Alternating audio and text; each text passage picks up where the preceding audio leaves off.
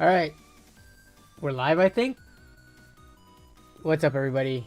Happy Wednesday. Are we live? OBS is being weird right now. It was, I hit the start streaming on OBS, which then I gotta go over to the YouTube side of things and then hit go live.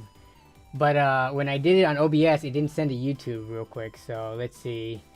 We got quite a bit of chat in the house so far. I did put up today's notification a little bit earlier. I think I put it up at like 3:30-ish, so an hour and a half early instead of like 10-20 minutes early like I usually do. Alright, so it looks like we are live. Chat is in the house. We had Craig Lilly first today. Greetings, greetings, greetings. We got KL130 as always.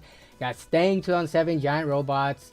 All the usual suspects tonight. We got Extreme Zone 287. What's up, what's up? We got Mod Jason Whitwer in the house. Jason says, don't worry, I'll be here when it goes live. Someone has to keep this nerd's ego in check. My ego is highly inflated and huge. So yes, Jason is the balance to my, you know, I was gonna say something else, but we'll just keep massive ego. Let's see.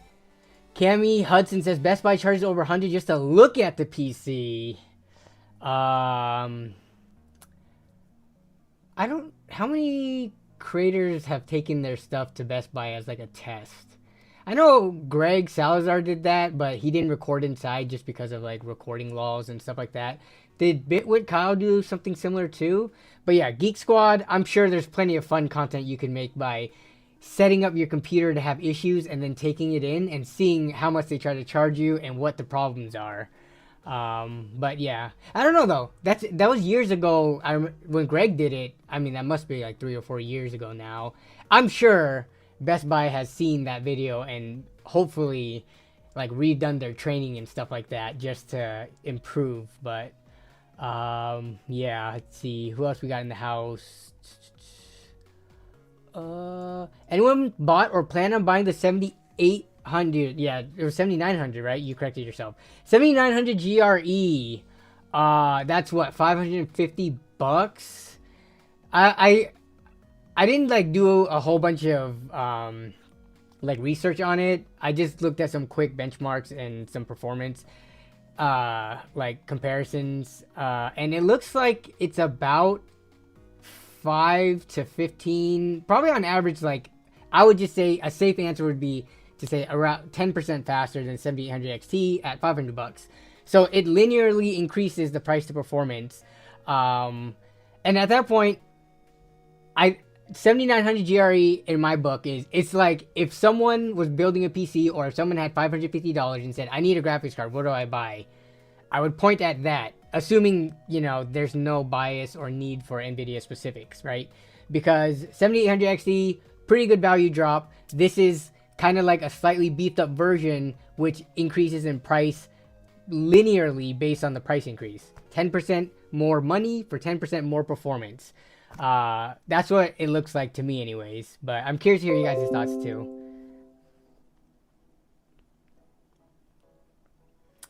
We got Chemical Aid in the house. What's up? What's up? We got Demon Mitt. We have Sam Saragai. I have trouble believing that's from Micro Center. Okay, yeah, so we'll get into the Micro Center thing in a little bit. The person did post an update. I was kind of surprised too, because Micro Center, for the most part, I think I rarely hear bad stories about Micro Center. And I mean, I've worked with Micro Center. I've been to Micro Center, just the California one. Every time I visit, I try to make a trip there. But in general, like Micro Center, from what I hear from viewers and PC builders, as well as other content creators, it's kind of like the gold standard for a brick and mortar PC store, right?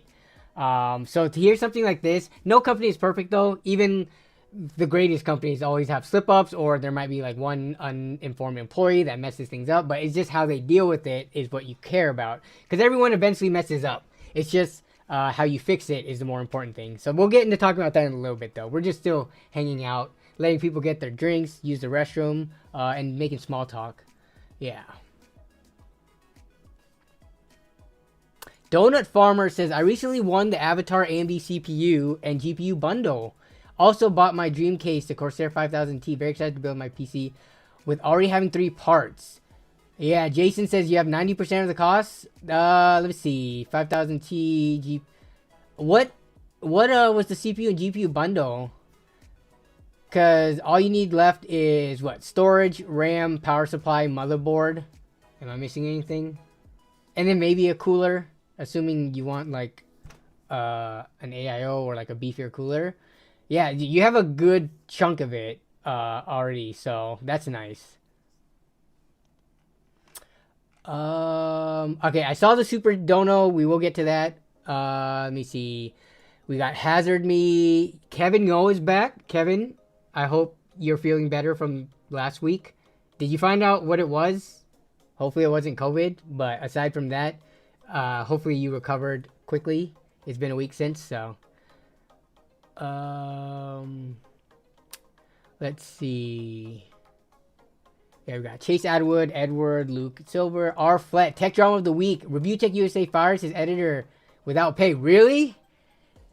Review Tech USA is one of those like kind of interesting YouTube channels because I think for the most part, like back when I started YouTube, I think he did more PC related content, but now he does like PC and gaming tech news. Like he does a bunch of news on. Oh, he's reached 1 million. I think I remember when I learned about him, he was in like I don't know 300,000-400,000 subs or something, but he's at 1 million now. But yeah, so he used to do I think more hardware stuff, but now he's kind of like talking head about whatever is going on. But is that really the drama, Arflet? He fires his editor and didn't pay. Maybe we can look into that later, just because. So I think I learned about Review Tech USA because when you can look at who is subscribed to you, and if they show their public subscriptions, you could sort by like who has the most followers. So he was one of the biggest channel that followed me in like my first year or two of YouTube. You know, I was still a small channel, easily under like 20,000 subs. And I looked through my subscribers and he was like one of the ones I was like, why is this guy who has like hundreds of thousands subs following me? So that's when I first learned about him. But interesting. Don't really watch his stuff and like nowadays, but we can take a look in a second. What's up, Victor? We are doing good. Yeah, doing well. I'm excited. Let's see, stream. Probably try to hit the hard cutoff of 7 tonight so I could grab something to eat and then go roller skating with Melissa at the local rink. So that's the plans for tonight. So hopefully, I'm pretty hungry right now, but I can get a bite to eat before stream. So hopefully we end on time. Adult night starts at 8:30, so I got an hour and a half to like eat and get ready. Cammy Hudson with the 16th month sub message. Best Buy charges 100. Oh wait, I already read that earlier before you even used your message on that. Is that like listed on the website somewhere? Let me see if that's the case. Geek Squad fees. We'll bring that up when we get to talking about the Reddit topic. Chris Nelson, best PC for $400. You know, we have a pretty open schedule tonight. I was just gonna actually go through a bunch of. So I actually wanted to do a PC build on stream, but I'm missing one of the major parts because there's a mix-up and I did not get the part that I needed. So I'm gonna build, hopefully next week's stream, a new test bench. Yeah. So I picked up a 7800X3D. Where is that thing? Yeah. So I picked up a 7800X3D from Amazon just to update my test bench.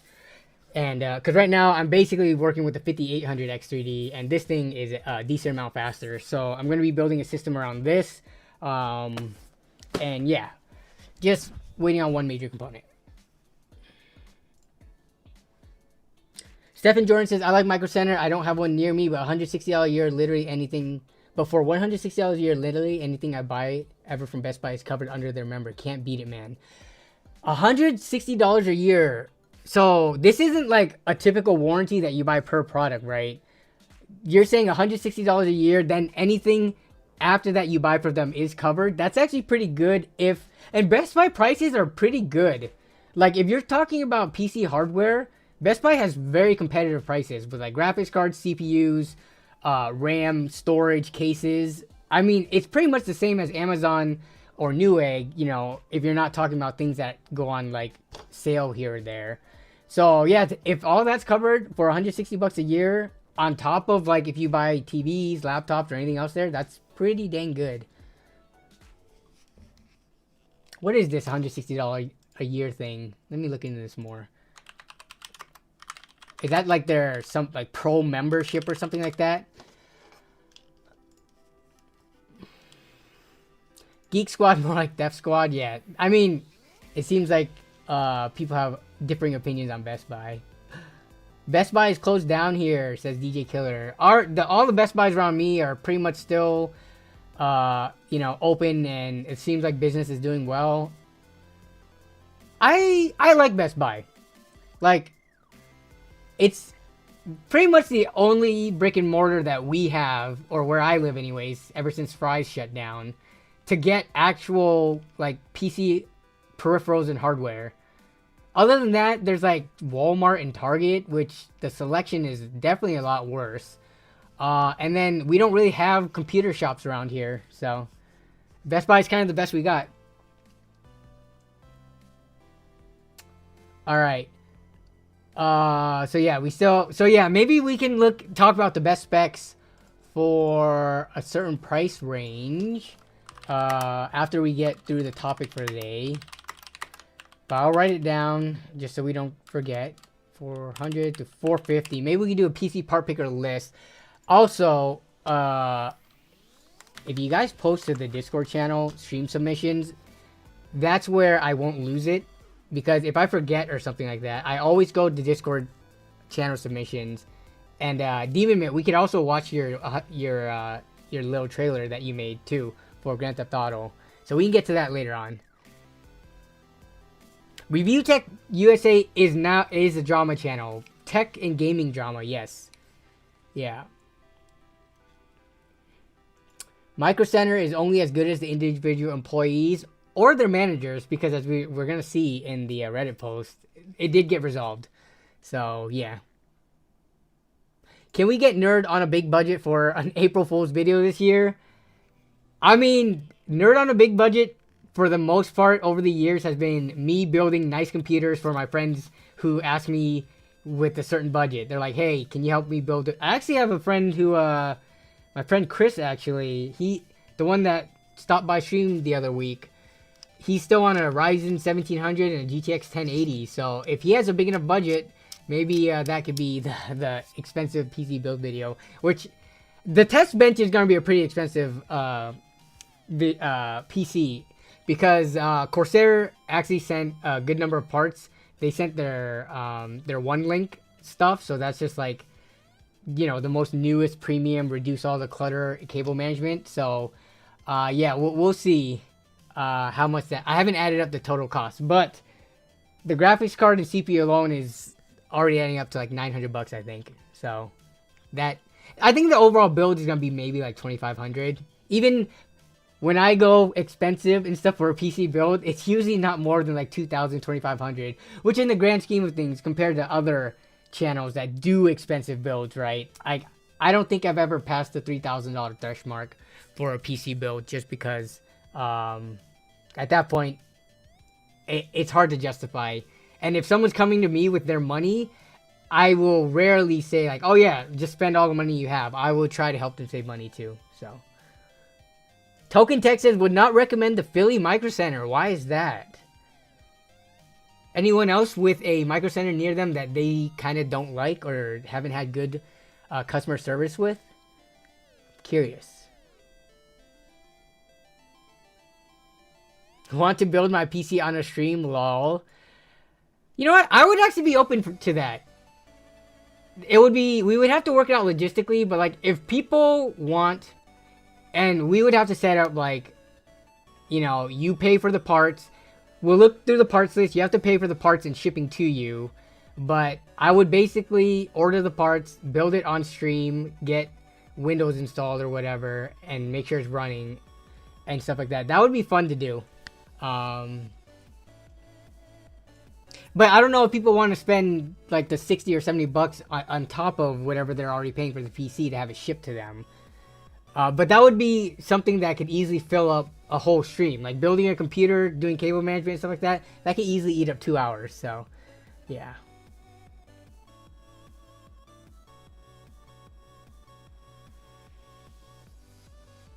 Jur says, sup, no, but before you get into your topic, how are you liking Phase... So, to be honest, I've not been playing Seasons of Discovery since Phase 2 launched. I actually stopped playing it even near the end of Phase 1. I've been enjoying Hardcore a lot. Hardcore WoW.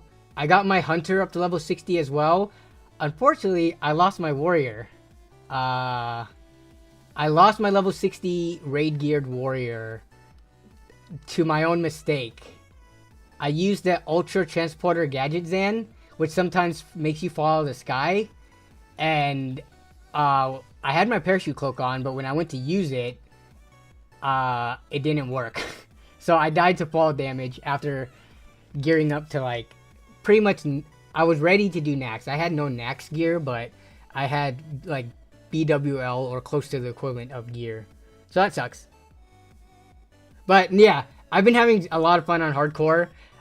Season of Discovery is just, I don't know, something about it feels too retail-y for me. So I have not been playing it. I think I will enjoy it more once the final phases are out and I could play to the end game. But the artificial level caps and stuff is not really what I want to do, so.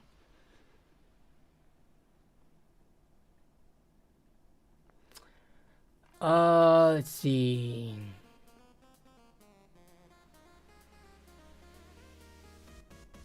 Other people are chiming in saying the Best Buy membership is sick. Okay. I wouldn't doubt it. I just don't buy enough from Best Buy. I mostly buy from Amazon, but yeah, something about, I don't know, did some of y'all feel this way? Like, if Best Buy, I rarely need something the same day.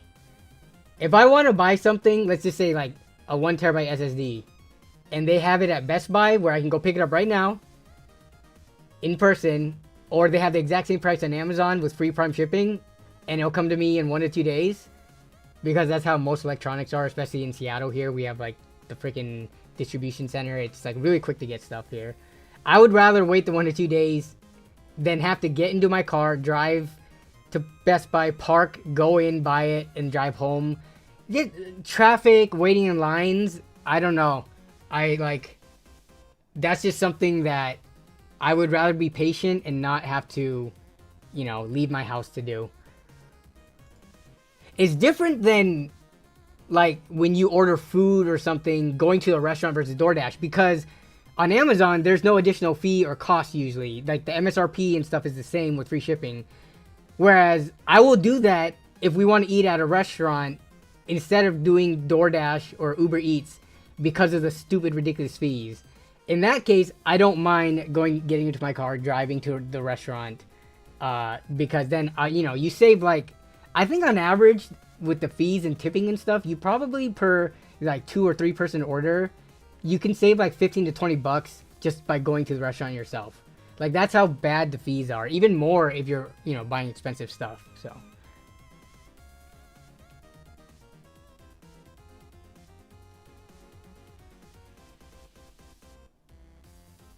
Just roller skate, Jason. We roller skate, not rollerblade.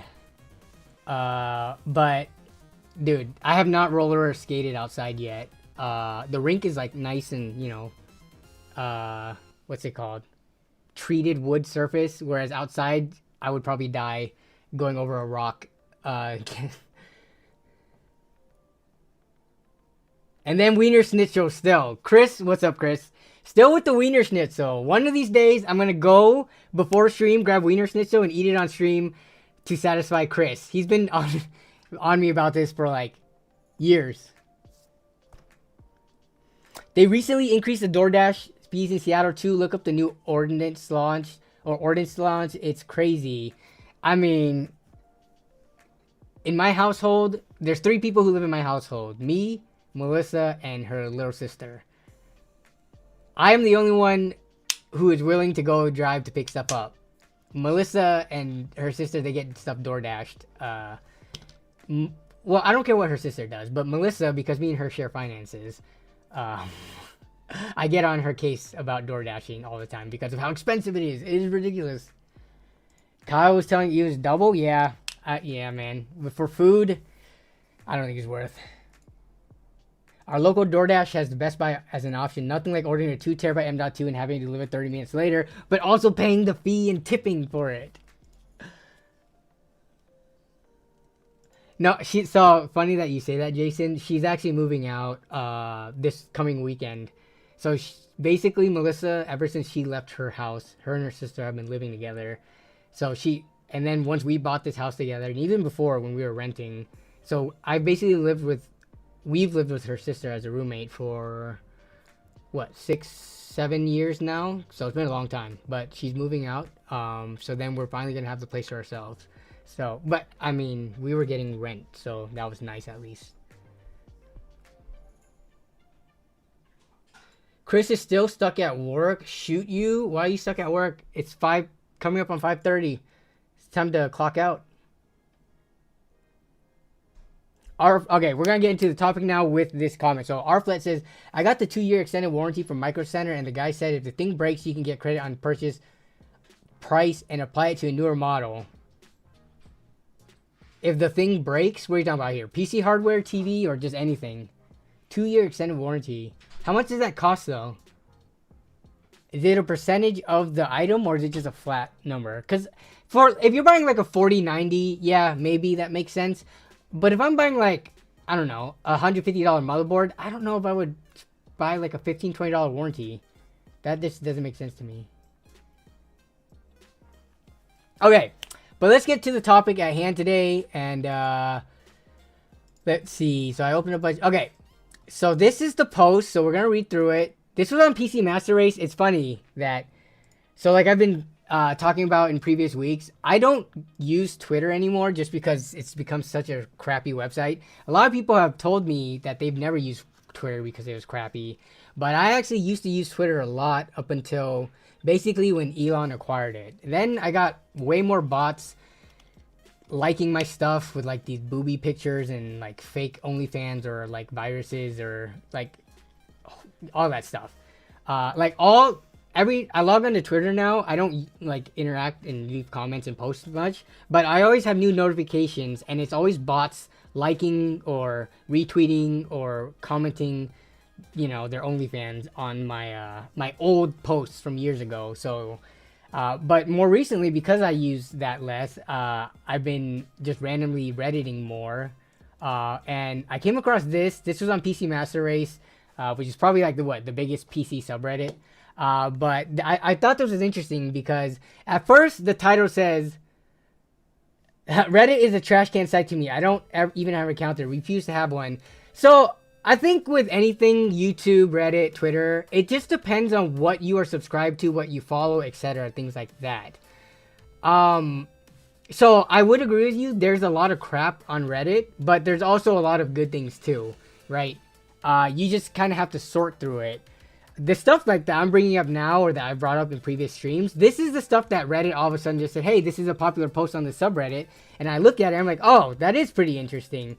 But yeah, if you go to the comments, it could be like a complete cesspool. Though if you think about it though, I would admit that a lot of the times for random PC troubleshooting, especially if you have specific hardware and things like that, Reddit posts are one of the best places to find solutions for, because Reddit kind of took over for forums. Like, I mean, I think when I look up specific hardware problems or like, you know, technical support stuff that I can't figure out, the top searches that usually come up for me is Reddit, the LTT forums. Surprisingly, LTT forums is like usually one of the top searches where people post there for tech help.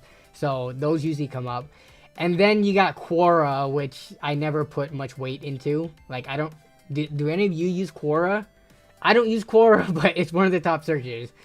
But I would say Reddit and LTT forums are like the top searches usually, from what I found.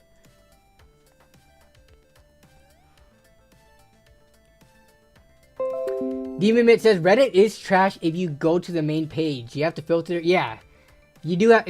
Same thing with Twitter. even though on Twitter I don't follow that many accounts, but still, they always try to suggest to me like all the like political crap, Elon Musk's antics. It's just too much for me. Quora is actually trash, LMAO. It's like Yahoo Answers. Yeah. I remember Yahoo Answers. Can't even access Reddit. My government blocked their website. Dang, what else have they blocked? I got banned from Reddit for trolling. Yeah. I mean, it depends on what subreddits you were on and things like that. But it also depends on your degree of trolling. But getting back to this. So this caught my eye because anytime a post like this, suspicion that I'm being bullshitted by a repair shop. So that already was very interesting to me. So I was like, okay, this person must have taken their computer to a mom and pop repair shop, which we've heard many horror stories about that, you know, them charging an arm and a leg. So their post goes, hi, a few weeks back, I woke up to a black monitor. When I went to turn on the PC, the fan spun up, but I got no other typical signs of life. Lights didn't turn on, no power to connected USB devices, nothing. I tried a lot of things, redoing every connection, which is something that I would actually personally recommend. Yeah, like reseat everything. So they reseated everything, the RAM, trying a single stick of RAM, again, very common, like troubleshooting advice. Trying one stick of RAM at a time, unplugging the drives, things like that. Trying to boot without GPU, yep, clearing CMOS. So this is one of the things where, like, if you said, hey, I had PC trouble help, and this is the symptoms, everyone's going to tell you to do all these things. So I like that this person prefaced it that, hey, I did all these things, so don't even bother recommending it, because we know that that's like the first thing everybody always recommends when you mention things like, you know, black screen, stuff like that. They also paperclip tested the PSU for signs of life. Nothing was really fruitful, and unfortunately, I know less about PCs than I like. Which this is nice that they're, you know, they're actually admitting to it and seeking help. So I figured it'd better off taking it to the local micro center. So when I saw that, a big like went off in my head. I was not expecting them to talk about Micro Center being the repair shop that's trying to screw them over. So they got this text back and it reeks of BS, but they don't know enough to be sure how to respond. So let's take a look at the text. So this is Micro Center Denver. Anyone local to this one? Micro Center Denver. So this person says, hello, this is Micro Center Denver service.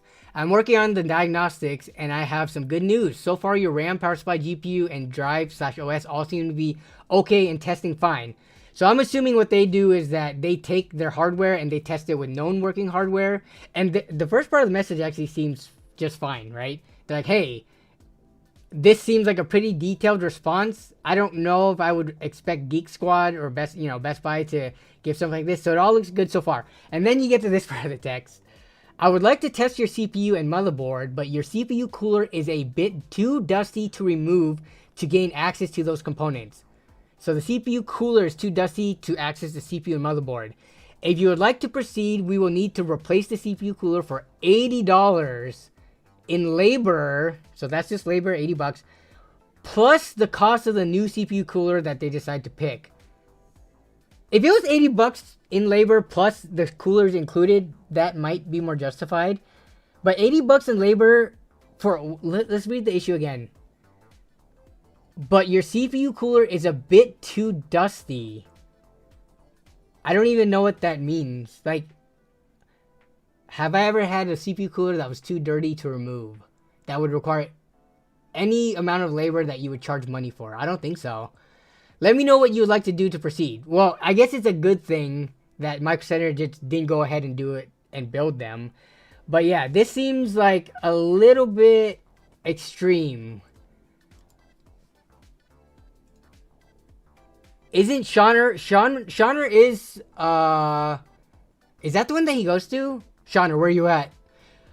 I know he's in Colorado, but I don't know how many micros is he. Yeah, so it looks like let's look at the maps of the friggin' whole US. We're gonna scroll out and see if we can find Micro Center. Where are all the Micro Centers located? It didn't even show the Denver one. Okay, there we go. Yeah, it looks like that might be the only one. So that must be the one that Shauner goes to. He's not in chat tonight though, so we cannot check with him on that with regards to the rest of them. But I thought this was very surprising, but like Jason said before, it depends on the employee, right? The employee did not leave a name here. I thought they would usually sign off with like, you know, Steven or wherever it is. But so let's see what people are having to say. $80 cleaning fee can clean my whole house. WTF. Dude, is that how cheap? I swear, man, maids are not that cheap. I would pay $80 for someone to come in and clean my whole house, including bathrooms and kitchen. Which the kitchen is probably the worst because of like grease traps and all that stuff. And especially the stove. But I get what you're saying. Yeah, $80 is a lot. Let's see.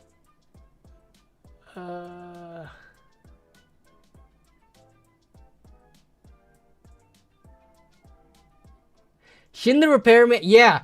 So the only thing that I can think of is like not recently, but in the last couple of years, I got a hold of a computer where the person vaped. And I remember I pulled the cooler and showed on screen how disgusting it was. You get that like gunky buildup, whether it be vaping or actual cigarettes or weed and stuff like that. Just like the smoke and the tar and all that stuff build up. That's the only way I can think of. Like, it was that dirty that they had to clean all that up for the $80. Because in that case, I think you probably would want to clean it up before removing so that you don't get any of that gunk into other slots and things like that. But yeah, aside from that, I can't really imagine if it's just normal dust. Why couldn't they just dust it and maybe charge a lower fee of like $5 to $10, using like either an electric duster or those compressed air cans. So the person in this Reddit thread though did not post a picture of their PC. Actually, let me check out, see if they ever did follow up and post anything regarding that. Where's their comments? Here we go. So they did post a follow-up, which we'll take a look at, but you're a coastal elite, you will pay triple and like it. No, I won't. Def1 says, I saw this post and didn't bother reading it. I thought it was going to be some bait, lol. This doesn't really seem like bait to me, though. We'll read the response, and then you could be the judge of whether or not this seems real or not, right? The OP said they already cleaned the PC before he gave it to them. Did he? Did I just miss that? Let me see. Unless they said it in like another comment. Feedback, no power, receiving the RAM. I was paperclip tested. Okay. Better take it off Micro Center. Okay, so in their original post, they did not. Let me see if I could dig through their comments and see if they talked about cleaning it beforehand. No, I don't smoke. Okay, actually, so that answers my question. No pets either, and I also completely clean out my PC with a can of compressed air with a small brush when I was troubleshooting. I wish we had a picture, because all we have is them claiming that they did that, but I don't know, man. I trying to think of what is going through the Micro Center employees like mind. For me, who would you guys rather believe in this situation? The Redditor, who's, you know, just a PC user, or Micro Center? Like, do you think this Redditor might be blowing things out of proportion, or Micro Center is actually trying to rip him off here? I'll read the response. And it's funny because after reading this response and what happened, you have to ask yourself, did Micro Center catch wind of this? Like one of the employees maybe on Reddit, and then this is why they responded the way they did. Jason actually just said that. I bet Micro Center got wind of it on Reddit before responding law. Okay, so this is the Redditor responding right here. If I can zoom this in. Okay. Hey Aaron, which is Aaron is the person who works at Micro Center. To be frank, I would like a response in writing as to why it is you're trying to charge me for a replacement of my CPU cooler if you're apparently unable to even remove it. That's actually a really good response. Of course. Well, now we know the people's name. Aspen and Aaron. And apparently Frank. No, I'm just kidding. The cooler definitely had a lot of dust in it. We were concerned. This is why you gotta take photographic or video evidence, man. Both the Redditor and Micro Center should have done this. I don't know, maybe they did and they didn't post it. Actually, Micro Center should have taken a picture and said, hey, this is what your CPU cooler looks like right now, and send it to them. You gotta be, what's it called? You gotta be like proactive in protecting yourself. I've learned this over the years. But, so they're saying there's definitely a lot of dust in it. We were concerned about getting dust onto other components, okay? Reviewing the work order and examining the PC, I think the best option for us would be to use a different cooler during diagnostics, okay? As we may need to remove and replace the cooler a few times during hardware tests. We have no idea what cooler the Redditor has. Maybe it's a cooler that's hard, you know, not every cooler as quick as unscrewing or unlatching something. I know Intel coolers specifically suck. I hate taking those things off. Especially if they've been used a lot of times and the plastic starts to deform. It could be hard to take off. But I have approved the tech to use a new cooler and will cover any labor and part expenses associated with the cooler.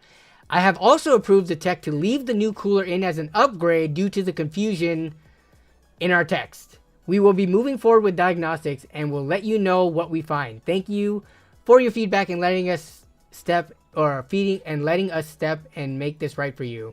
Aaron R, service manager. So this is a manager stepping in, basically saying, actually, we're going to do labor for free. We're going to replace the cooler because we need to do that to test the system by taking it, you know, we need to take it on and off and stuff. And then you get to keep the new cooler that we're going to give you for free.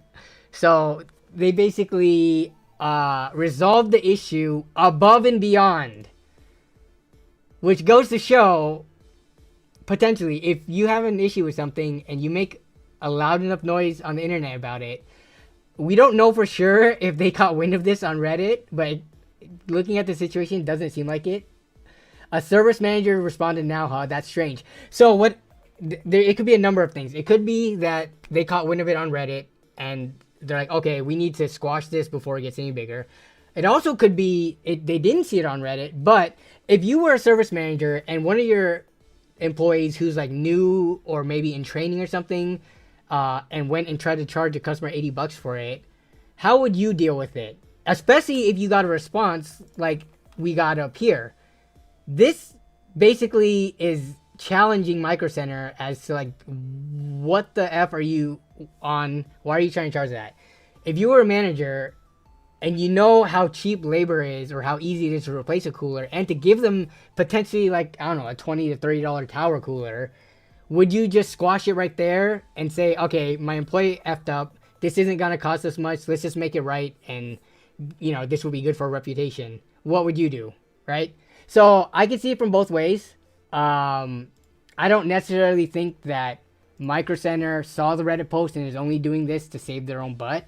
It could just be like, hey, one of our employees did mess up as a manager. This is like a really easy fix and it'll buy back, you know, their customer, it'll buy them back as a customer for life if we fix it. Reputation is worth more than a couple of bucks. I would agree too. Having built like computers for people, anytime something goes wrong, I will gladly take a look at it. And if it's just like a stick of RAM or like a drive or something that's like pretty cheap, I would be totally okay to just replace it if that meant like, you know, keeping my reputation not only just as good, but as like far exceeds expectations type of thing, right? Yeah.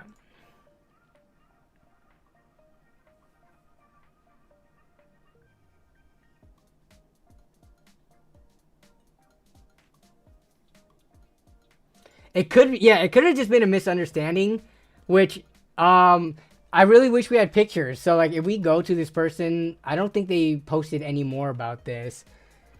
Let's see, conventional suffocation. What the heck? This person has some interesting posts on Reddit, but they did not. Yeah, they only posted one thing, which was the post, and then a follow-up with the response, essentially. So we don't know the details as to how actually dirty the CPU cooler is. Maybe. I don't know how we could dig deeper into this, unfortunately.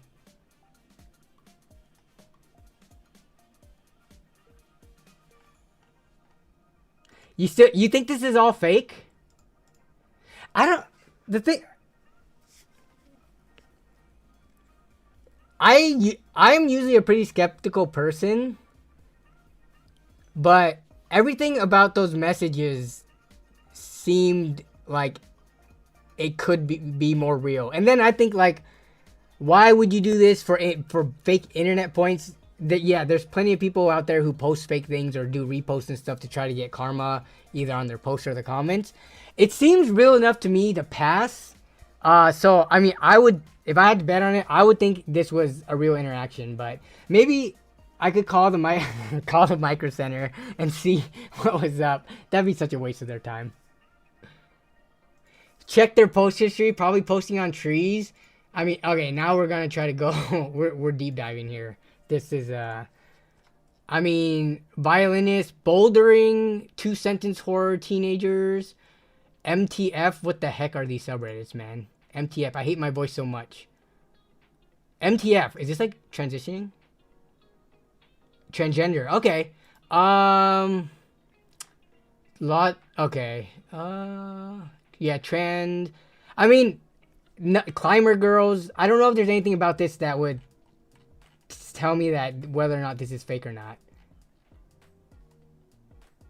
Post history will catch them.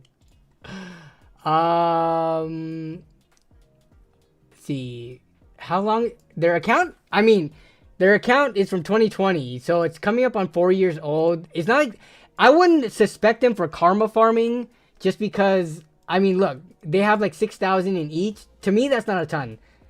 Usually when you see karma posters, they're in like the tens of thousands, especially for accounts that are like, you know, not only a year or two old.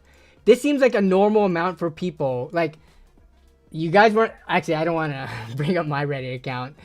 I have struck luck when posting on Reddit before where... Let me look at my Reddit stuff. And I'll show you my karma. I have 20,000 post karma and 7,000 comment karma. And that's me, like, not even posting a ton. And me, when I post, it's not because, like, I want karma. That's just me using Reddit as it's intended. It seems real enough to me considering the lack of tech posts for some reason. I mean, I think it's real, but either way, it was just super surprising to me that it was Micro Center who was at the butt of it, but the solution at the end was something I would have expected from Micro Center, going above and beyond to fix it. So,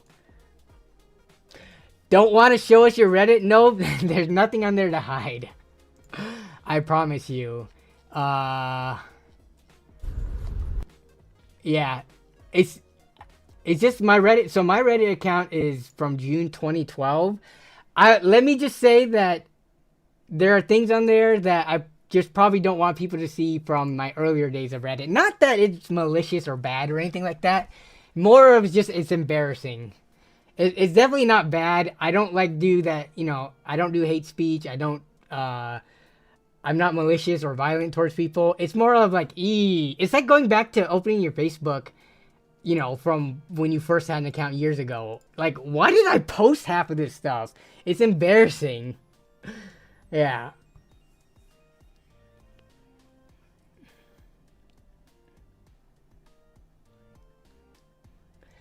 This is a good point. You think that people don't want to believe that a company that they trust like Micro Center, because they are like the one brick and mortar store. Anyone know if B&H Photo has a brick and mortar for picking up PC parts? I know they sell online, but we don't have a B&H around here. That's like what, East Coast, right? So I've never been to a B&H store. I have no idea if they actually carry like CPUs and GPUs like they sell on their website. But yeah, I mean, for sure. I'm definitely probably biased towards Micro Center being a good guy, which is might be clouding my judgment. So, oh, B&H is only in New York City. Okay, I thought they had multiple locations, but yeah.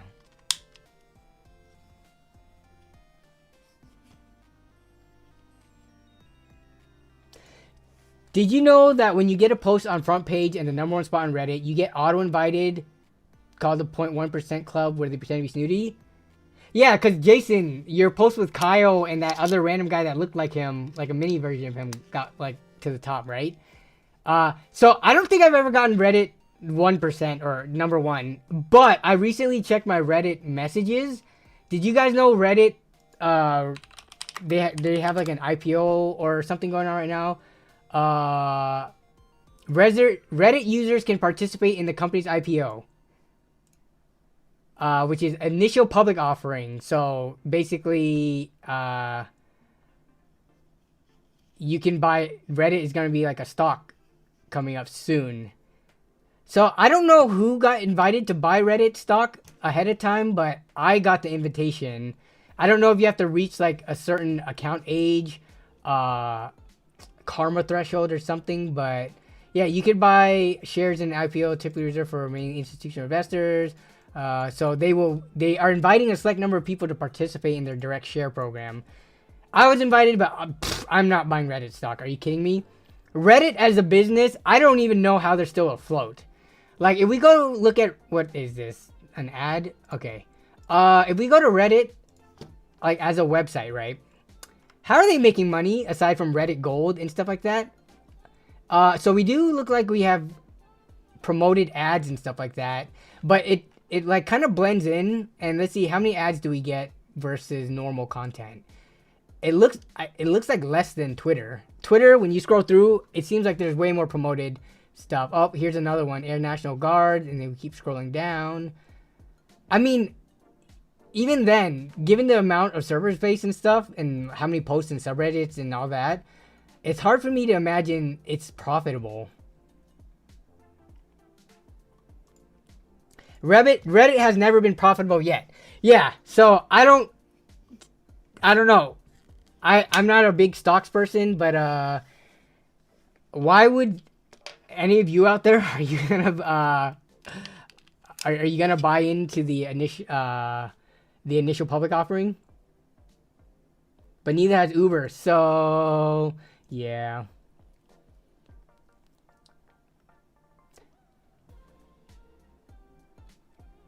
People were just upset you made a mining post in the middle of a GPU shortage. You got invited for top controversial posters. That was controversial? I guess so. People probably downvoted or like downvoted, yeah, basically a bunch of stuff because they're mad at anyone who were posting anything mining when they couldn't get GPUs.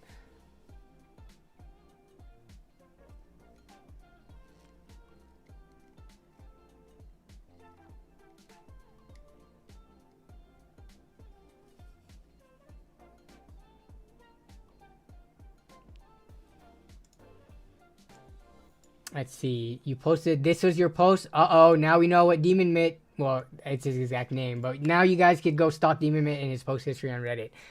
If you want. Let's just take a look. Because we were talking about it. 6,000. Yeah, so this is like a normal amount that I would imagine someone from... Hey, your kick day is like around the same time as mine. I have an older Reddit account that I stopped using. I don't know why. From like actually like 2009 or 10 or something, I think. But then I made a new account to post on the Diablo 3 subreddit, which is, my name is kind of similar to that. But Demon Mitt's controversial. Top 1%. Oh wait, no, that's hardware. Okay. What was your... How is this the top controversial? The engagement with it, 400 comments and 86, I guess, what's the ratio? It could be 86 up, but then like a ton down.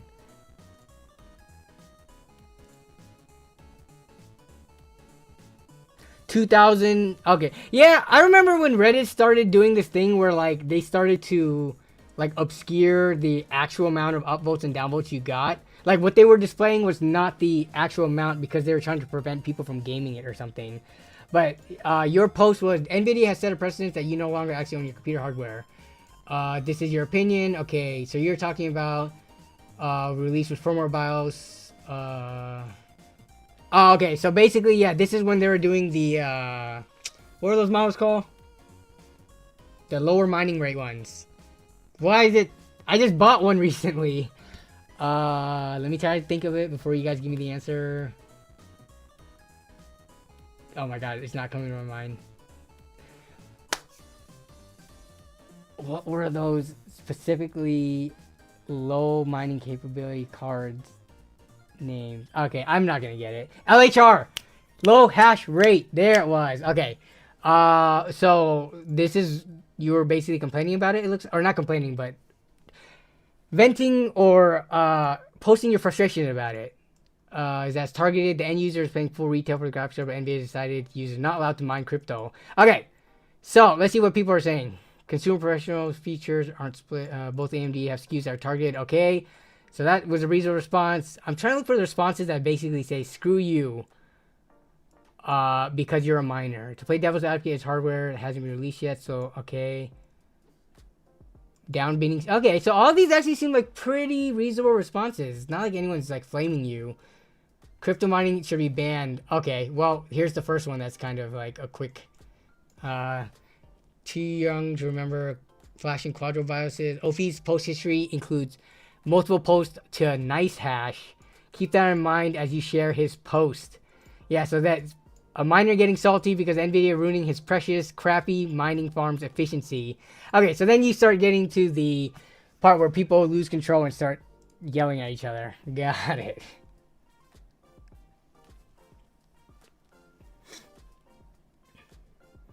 Now we're going down the Reddit rabbit hole, which is not what I wanted to really do, except I wanted to bring up a fun post.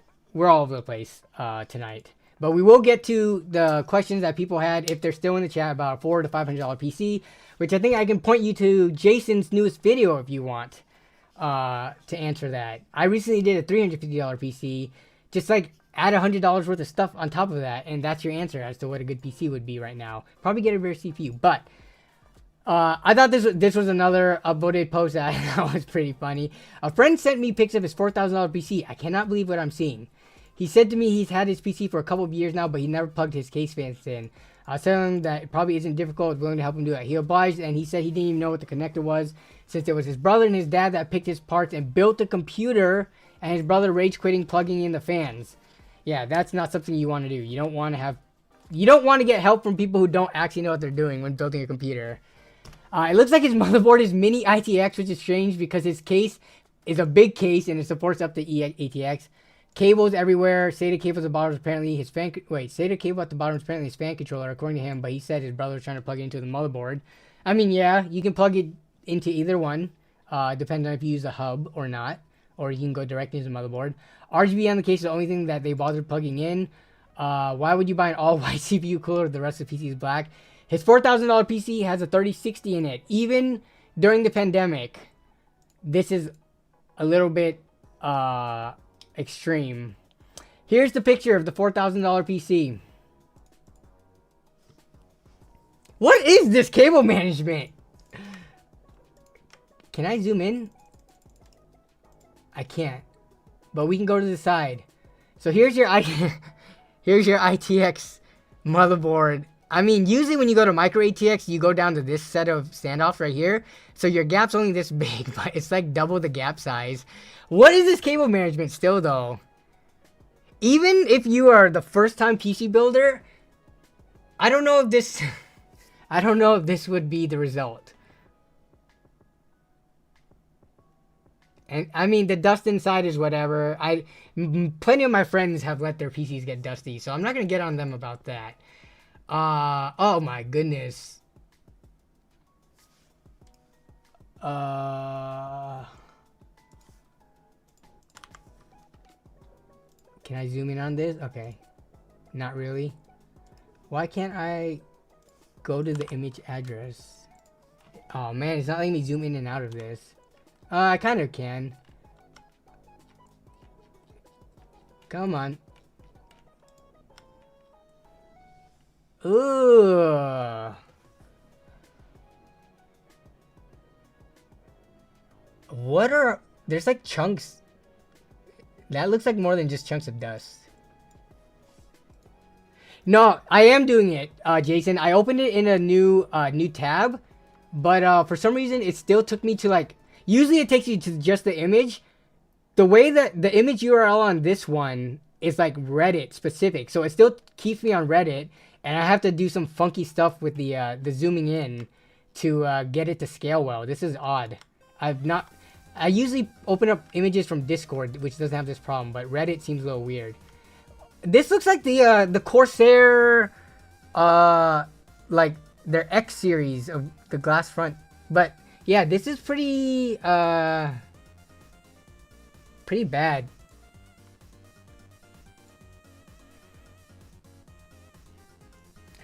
Eating while gaming. I eat when I game all the time. But I guess it depends on where your PC is. If anything, I get food on my keyboard more than my my PC. Is there liquid below it? What is that? Let's see. Oh, like on the ground there? Good point. Like, you're asking, what is this right here? Hard to tell from this picture. But yeah, that floor is not the cleanest place. The thing, okay. The thing about hard floor, like wood floors and stuff like that, LVP, vinyl, whatever the heck you want to say, is that it is actually way easier to visibly see it being dirty. And we've learned that because we went hardwood on our main level like 2 years ago. When you have carpet, aside from like actual chunks of stuff, it is so easy for dirt and stuff to hide in the carpet. So, I mean, I'm not going to get on their case that much about the floor being this dirty. The wetness thing looks a little odd. I can't tell if that's like actual moisture or if that's like tape or something like that. Or just maybe like, you know, when you unbox something and you have the outer clear wrap and it gets on the ground. I mean, it looks like it could be a number of things, but yeah. If this PC was a person, this would be something where you would say, that person does not live well, basically. This PC does not live well. Is it dripping down the case? Where are you seeing this?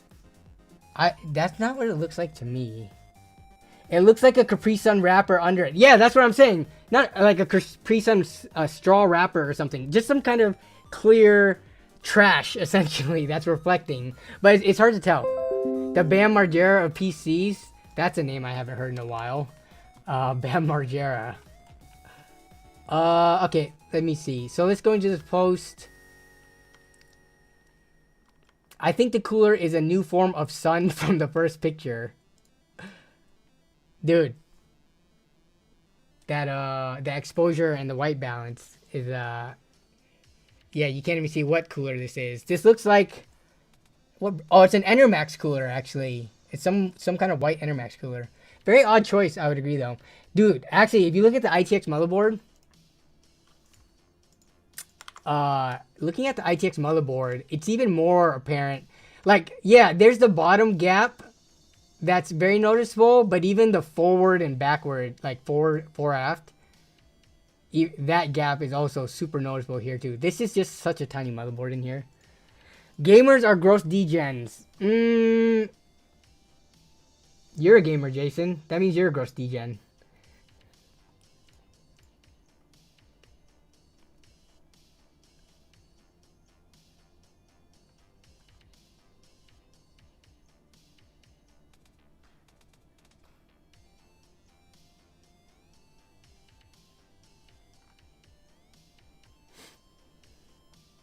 I'm not gross, MMAO. Like, actually, yeah. I think there's a wide spectrum of types of gamers and PC users out there. Okay, let me see. Let me look at my keyboard. I was gonna show you guys a close-up of my keyboard. Ooh, okay, this is a little embarrassing. So my keyboard and mouse are not the cleanest right now, but I have to preface with that I am a very ashy person in terms of like dry skin and stuff like that.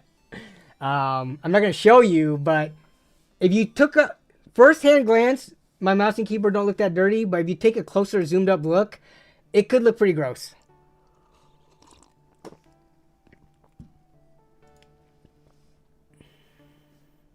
Jason is projecting. Exactly.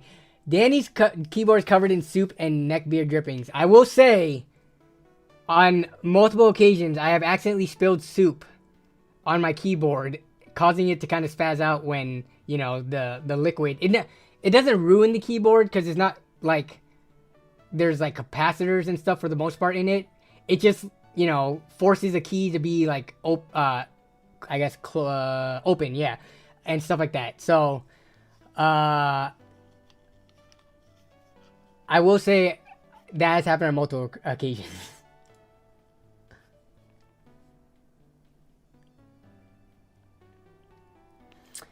Demon Mitt says, I'd have to say, in my experience in taking in trade-ins on gaming computers, that $4,000 PC look is pretty average from what I expect from someone who builds their own PC. I'm trying to think.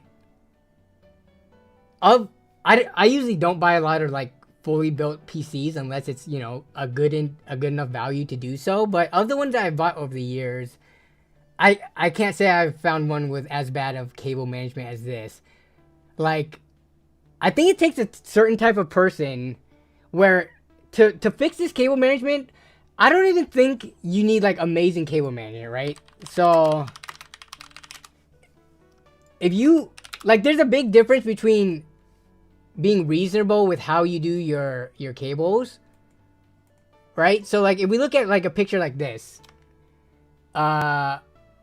even the, wait, is this the main chamber? Oh god, that's horrible. Yeah, that's pretty bad. But that's an ITX. But yeah, I'm not saying you need to be like this status, because even I don't do this. You know how big of a pain it is to take this apart? I would never do this, actually.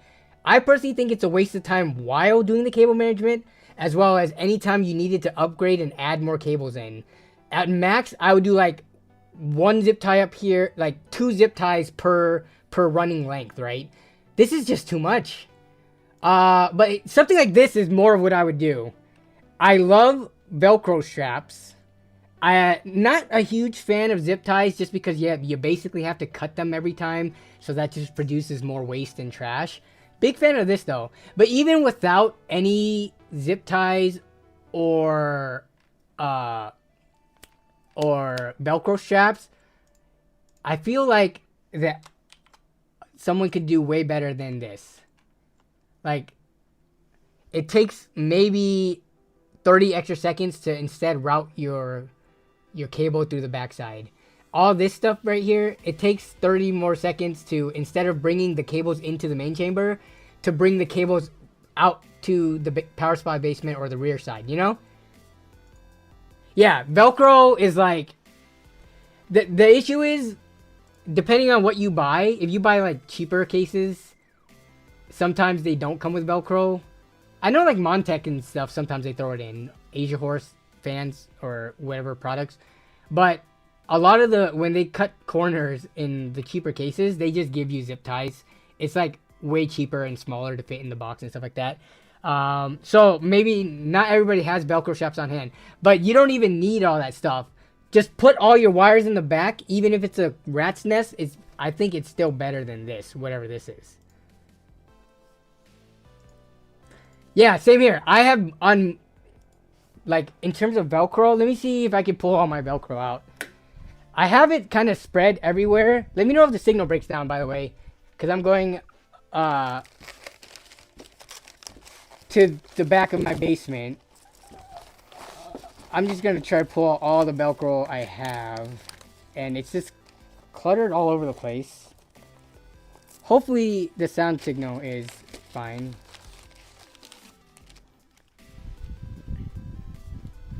But yeah, if you guys haven't, and you do work on PCs, or actually no, it's not even like if you work on PCs. I use this Velcro like all the time around the house, like for non-PC related uses too. But so what do I have here? Oh, I have some LTT ones. So this was provided by LTT, but this, I mean, it's barely any branding on this thing. So this is from LTT. But then I also bought, I like these colored ones. And I'm not sure if you might have seen it in the LAN party stories, but I like buying these colored ones because I usually wrap these around my power cords and stuff like that, so that I could differentiate what like belongs to me. Like I could wrap this around like a controller cable, like an Xbox controller or something, just so that I know like, hey, that belongs to me, so that it's not mixed up with like my friends when we LAN and stuff like that. I have a roll somewhere, I couldn't find it, but it's just like a long roll that you just cut off as you need it. But yeah, dude, Velcro straps, if you guys don't have any, they're so cheap on Amazon. You could also get them straight from like AliExpress. or eBay. And then I don't know why I bought these from Harbor Freight. These are like the bigger zip ties. This is for like if I want to hang a power supply or a graphics card or something on a rack, I guess. And then small zip ties, which because I don't use them, I just like gather them from all the different cases. But yeah, I don't think there's any excuse to have a messy computer like this. Cutting zip ties is fun. It is a little bit satisfying, especially when you put a lot of pressure on the zip tie, that when you finally cut it, it gets that like snap and like it relieves, you know, all that tension. But yeah. Dude, okay. The big ball of Velcro straps. I had something similar to that until I realized kind of how disgusting it is, because it just eventually catches on all the lint and dust and hair. Like, look at your ball of Velcro straps. Is there a decent amount of hair that has just gotten trapped in there? That was one of my issues with my ball of Velcro straps.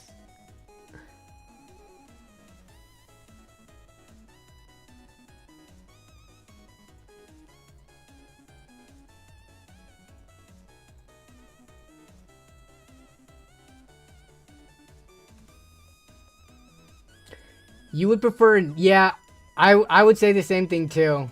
This is too much. This is like you wanted to post to impress people on Reddit or Twitter or something, but I don't know. You gotta kind of strike a balance between functionality and aesthetics. And to me, this is all aesthetics, almost no functionality. Because as soon as I need to change something up, I'm cutting zip ties already. This is too extreme. Not a fan.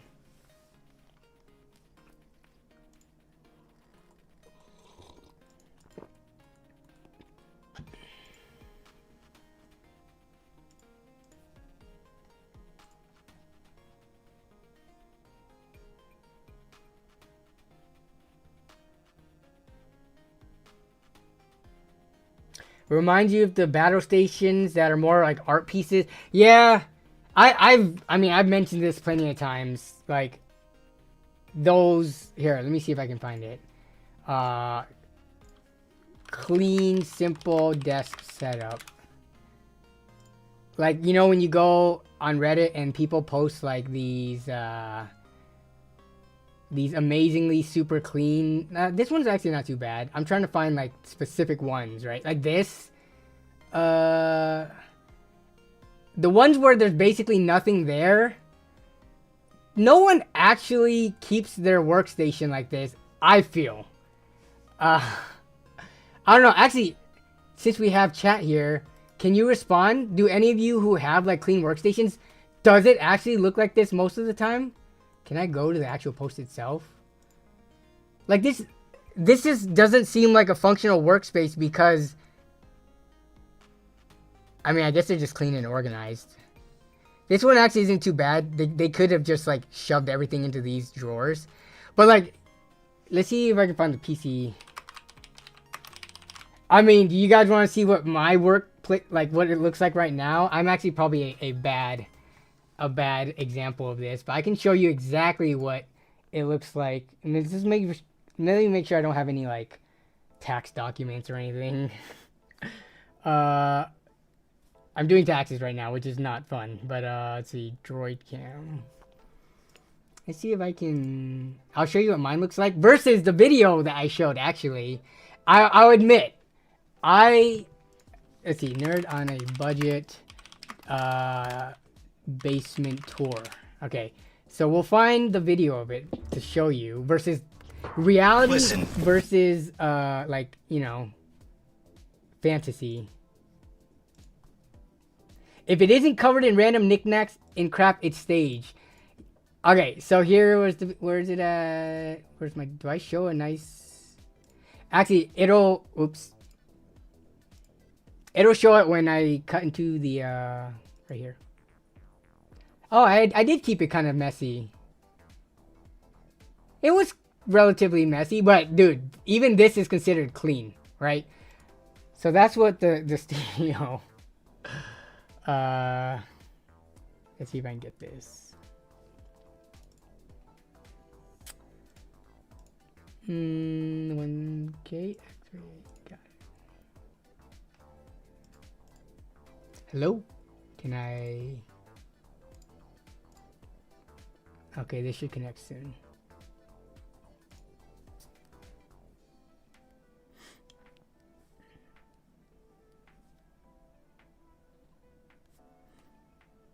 Okay.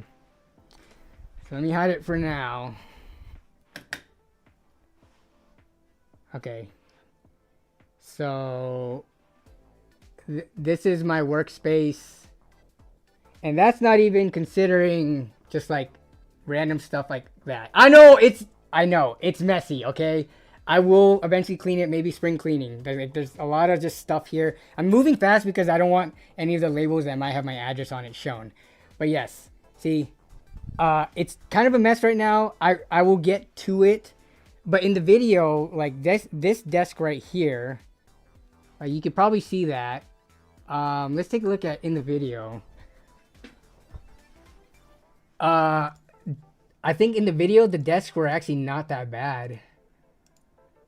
Yeah, the desk actually had there's only one desk at the time. And it was actually not that bad. Oh my goodness, we got Mike 1360 in the house. Yes, Melissa complains all the time about how messy it is down here. But this is my space. She has her own office. I have my own space. But yeah, see? So like, I think that's more realistic. I'm probably a bit messier than the average person, but I think if you actually do things, your desk is going to have a little bit more clutter than some of these pictures lead people to believe. And then Mike, thank you for the 20 gifted memberships to the random 20 people. I appreciate that. How you doing, Mike? Long time no see. Gnome actually membership bombed us last week.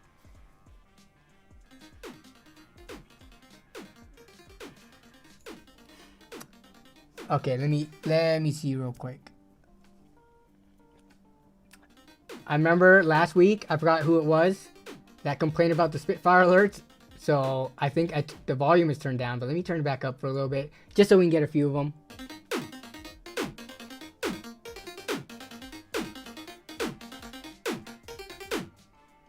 Get one more. This is me dancing in the club, if you wanted to imagine that. I don't need to have dancing skills because I'm married now, and Melissa is stuck with me and those bad dancing skills. So, what's up? What's up? What's up?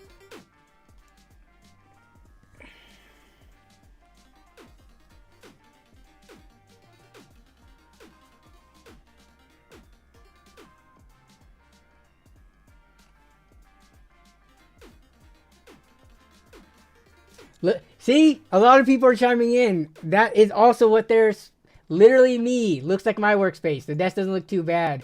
Some people say, oh, damn, lol. Let's see. I'm calling hoarders on Nobe. Okay. Yeah, I know. I kind of have a little bit of a problem, but if I wanted to, it's just that I don't want to, I could clear out most of this so fast.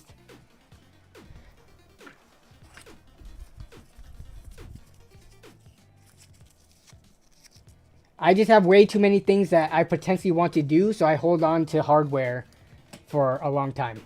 That's why there's all those boxes and stuff all around. Let me clear off all the papers to type this. Lol. What's the point of the giant desk just for it to be empty? I know, right? If you have desk space, use it.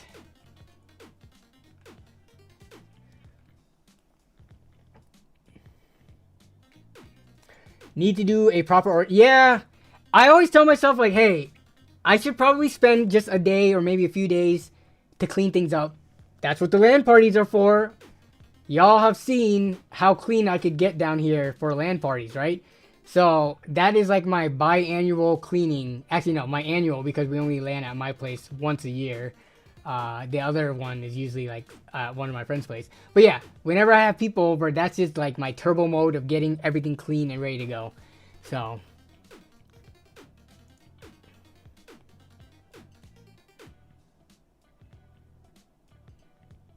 Yeah, I do. I think I probably do buy more than the average person. And like just stuff in general. So yeah.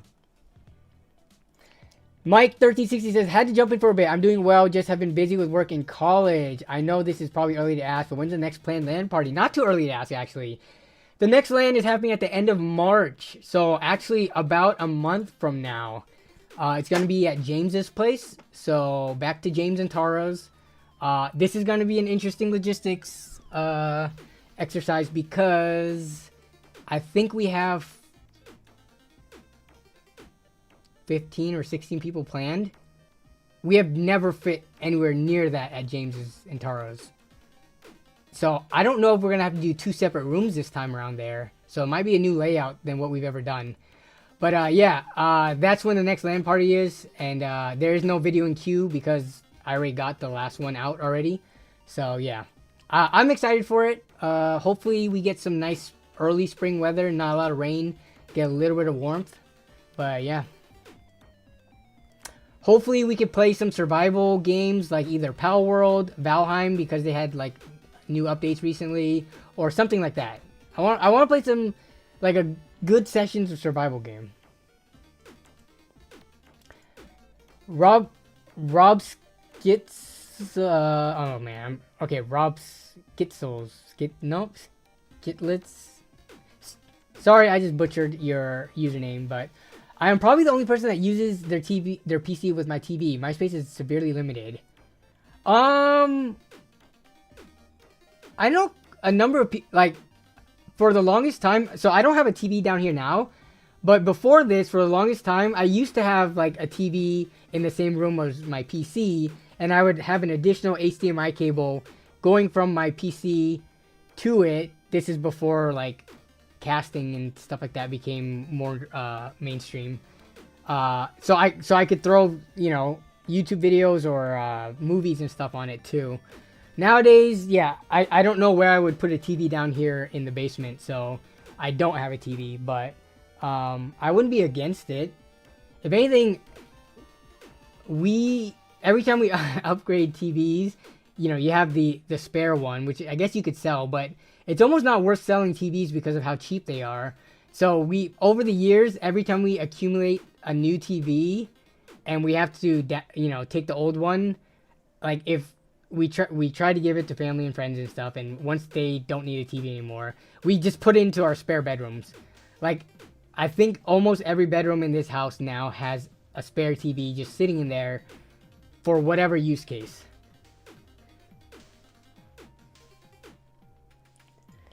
You have a TV plugged into the PC, but it's not the main display. Yeah, I could never imagine using an actual TV as a main display. I think Jason was doing that for a while. Jason, are you still doing that? I forget. I think you covered it in a video recently, but I have a horrible memory. Valheim's Ashlands update should be coming pretty soon. It's pretty good game to play at LAN. Yeah, when we played Valheim at LAN, like, how many years ago was that? 2 or 3 years ago? That was so fun. When we ran into the sea serpent and stuff, and everyone was just like losing their minds. That was so fun. And then, yeah, we tried to beat the second boss by the end of LAN, which is not normally a hard thing to do, but when you're playing other games, it can be pretty hard to progress and get the right armor and weapons to make it up. Because the second boss is pretty hard. He's freaking huge and does like huge area damage and stuff. Use monitor now, turning it, okay, with the remote every time. Got old? Yeah. I guess you could probably try to have your TV set on some kind of standby, never turn off sleep mode. But there's things about a TV can work very well as a monitor, but there are limitations to it, like the remote, that is pretty annoying. You could use, so like we have a TCL, right? And they use the Roku built in. So now I just use like the Roku app on my phone to turn on the TV and go to use it as a remote. But even then, like, it's kind of annoying that it doesn't just turn on automatically as soon as you turn on the PC. Having to go through even the app through Wi-Fi and stuff through Roku can get old. I can see it. It was an OLED, so I had to treat it like a baby. Okay. with some of the newer high-end TVs, having higher refresh rates is not that crazy of an idea. Yeah. If anything, that's kind of a cheap way to get a high refresh rate. Kind of like because right, TVs, if you're looking for 32 inches, which is really big in my opinion for a monitor, but small for a TV, that's like the dirt cheap segment of TVs. Even going up to like 42 inches, I swear you can find it for a couple $100s. They're gonna be like the lower end ones, but still.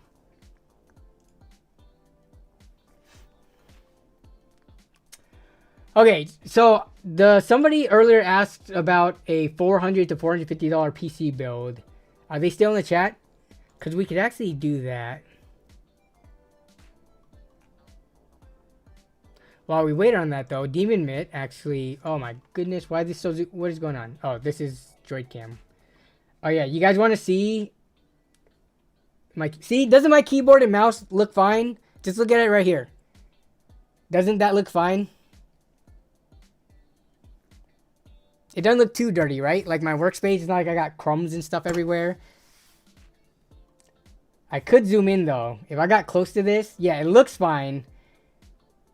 But as you get closer, here, let me get close but not so close. You can kind of see some like, okay, there's some dust or dirt in there, right? On like the side of the keycaps. Which also doesn't look that bad, right? It's just what's behind there. What's directly behind there is what's kind of questionable. But like I said, we're not going to look at that.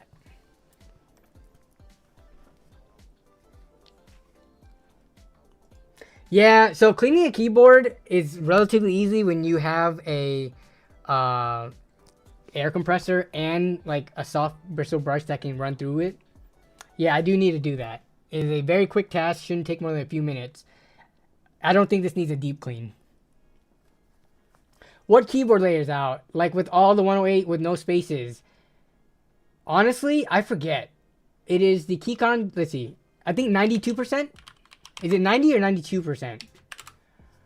So this is called the 96%. I thought it was 92 this entire time. But yeah, it's called a 96% layout because it still has all your buttons.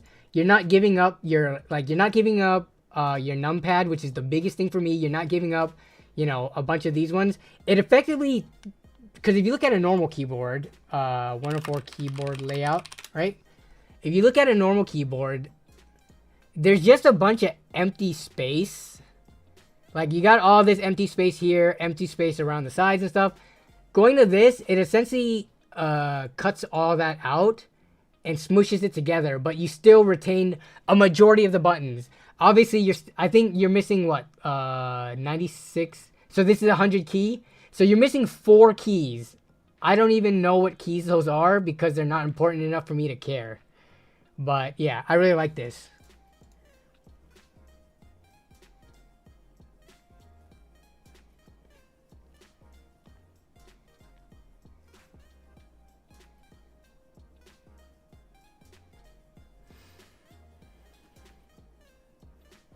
There is a Windows key. So the Windows key, it's actually, let's see, let me look on here. So this is configured for Apple right now, but the Windows equivalent of it, like, because this keyboard has different modes, you can use it for Macs or PC. When you're in Mac mode, this is the Windows key right here. And I do have a Windows key on my computer. How do you live without the scroll lock and pause buttons? Easy. When do you ever freaking use that?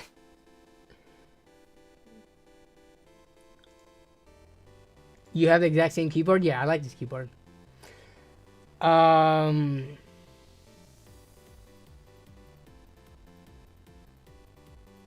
Yeah, one of them definitely is the pause key. I would have to look at it side by side.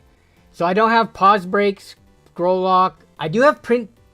Ooh, actually, print screen, I believe, is a special key. I have to like do function for it. Function key. So that's 3 of them missing. Then what's the last one? I have page up, page down, and home, delete. Oh, and insert. Okay, it's these 4. These are the 4 keys that I don't have. Insert, print screen, scroll lock, and pause. I do have numlock. Yeah, there is numlock. That would be weird to have numpad, but not numlock.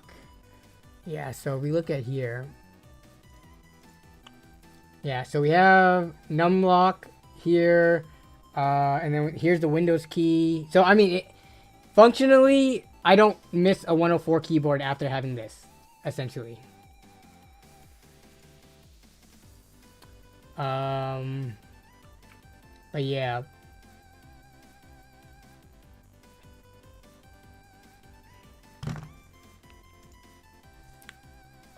Snooze ZZ said, what's a good CPU for a 3070? And I think you asked earlier, is the AMD Ryzen 5 56? Yes, that is a good combo with the 3070.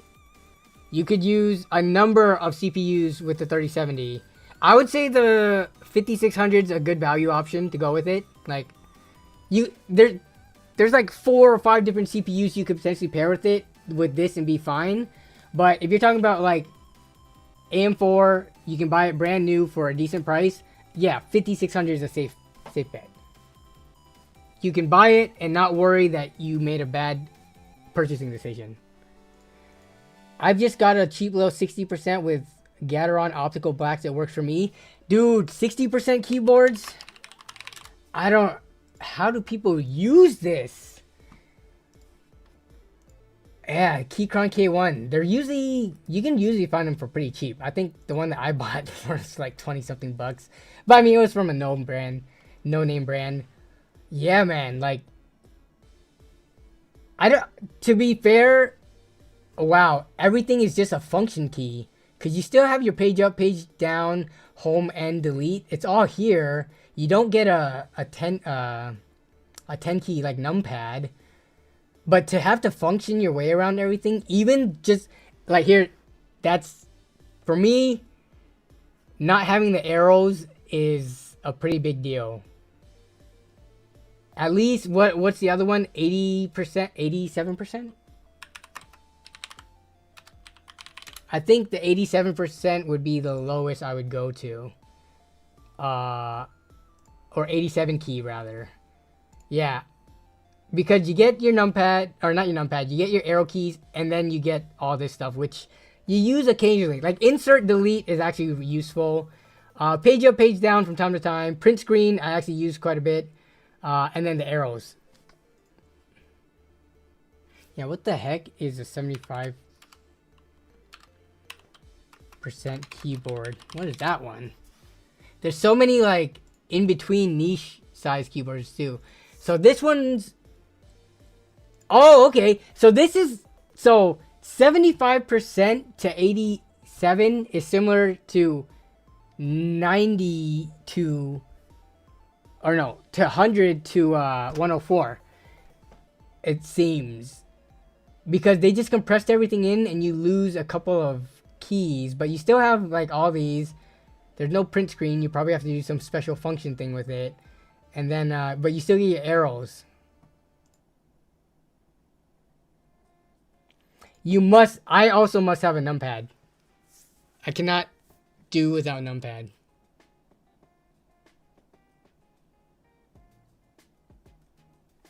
%40 keyboard? That's not a thing, right? Oh my god. Okay, I actually remember seeing this. And when I first saw it, I thought to myself, what are you on about? What is this? Level up desks? Keychron is selling... Are you kidding me?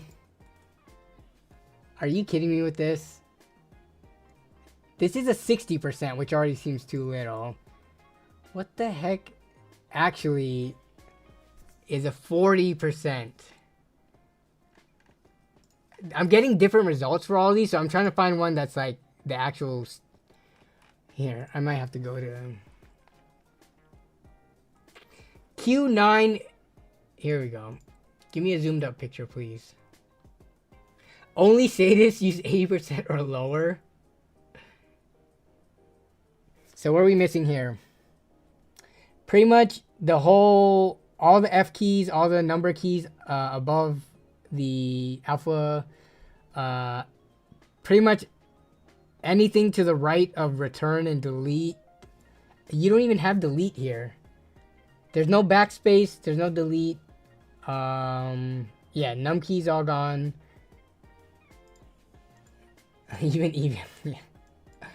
I'd buy a 40% and use it as a AHK board. What is AHK? At home keyboard board? No, that can't be it. What is AHK? Auto hotkey. Oh, okay, for like kind of like a stream deck or something, right? So macro board. Okay, yeah. So even then though, could you remember all the hotkeys?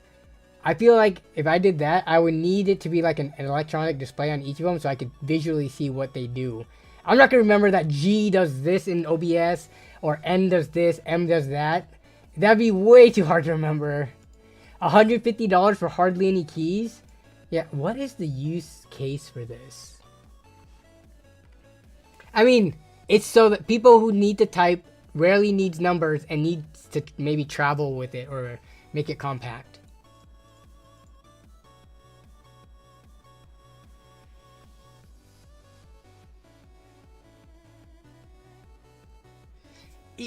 I don't know, man.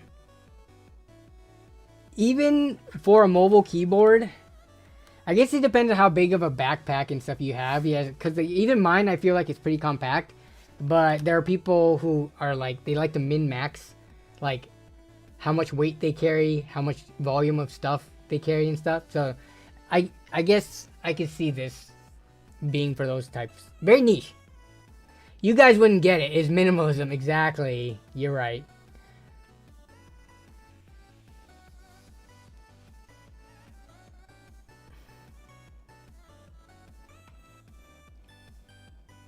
I used to do data entry for market research company, and the only way I could enter long strings of numbers is from a numpad. Same.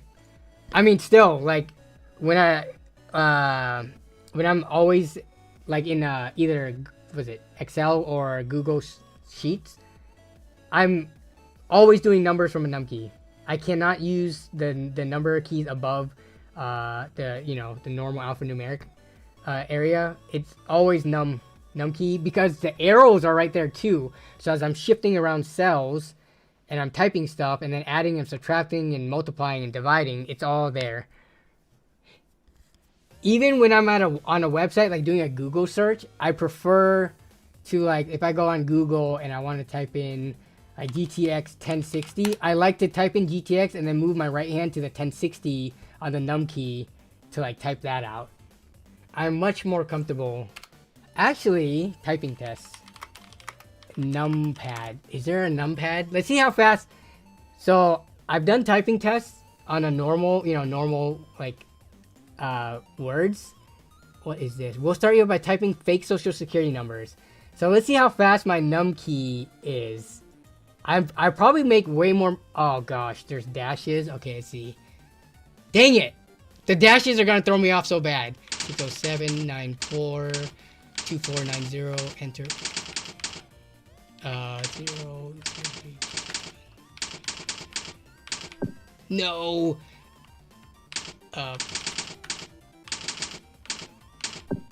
No. Okay. But imagine if I was not using the num key, how much slower I would be. Okay. These dashes are throwing me off. Typing test, 1 minute. No. That was embarrassing.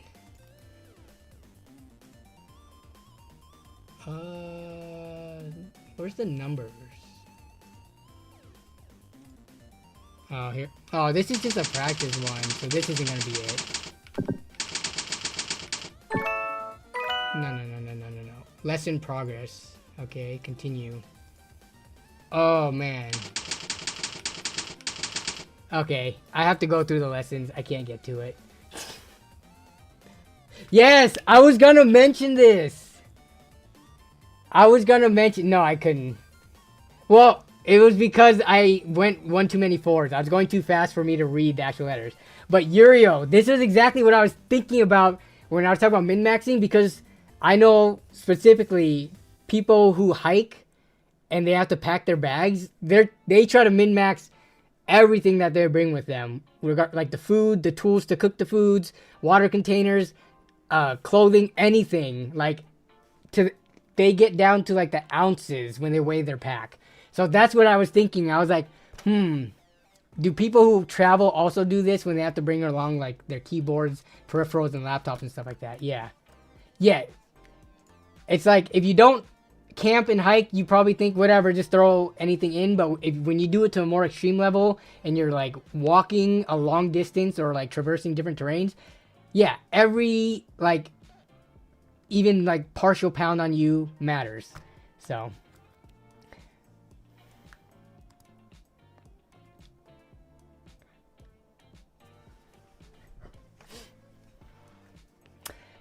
yes. Okay. Also, I've known Demon Mit's talking about a stenographer, where that's basically like ultra macros and stuff. But I've met one stenographer in my entire life. It was a friend of a friend, but they just came from work. We were like at a house party in college. They came from work, so then they became the person with the party trick, showing how a stenographer keyboard works. And it blew my mind how they were able to type using such a basic keyboard with so little keys and have so many shortcuts. But it makes sense. If you're gonna be like scripting what people are writing on the fly, there's no way you could do it with normal typing, with a normal keyboard. It's just, even if you can type like 150 words a minute, you wouldn't be able to keep up and do notations and stuff like that. But a stenographer keyboard, seeing it in real life, it was mind-blowing to me. I also learned that stenographers, it's kind of a niche job, but there's a lot of like use cases for it, like in the courtroom. Though nowadays, I wonder if AI is taking over it. But like courtrooms for lectures for like university and classes, even maybe even some high schools, like where they need someone to also transcribe what is being taught. So there's a lot of gigs and jobs that you can get with it, and it pays a lot because it's such a specified skill. But now I'm curious if, voice to text will eventually, and AI will eventually take over and put stenographers out of work. I wouldn't think so anytime soon, just because, I'm still skeptical with machines replacing humans in a lot of jobs. But eventually, at some point in the future, it will go away. AI will be taking all those jobs, you think so? Yeah. 200 to 250 words per minute is what they aim for with the stenography keyboard. They do subtitles for live TV. Yeah. So eventually, if speech recognition gets good enough, maybe it'll take their jobs. But for a long time, it probably was untouched. So you could make a boatload of money doing it. If it's important for the info, like for live transcription, like news or something, yeah, probably 100% perfect. I'd say no, but for lecture, sure, why not? Yeah. AI is moving so very, very fast. Yeah. The AI video stuff that I saw it from MKBHD, but so many people covered it. AI video. Have you guys seen this? From my boy Marquez.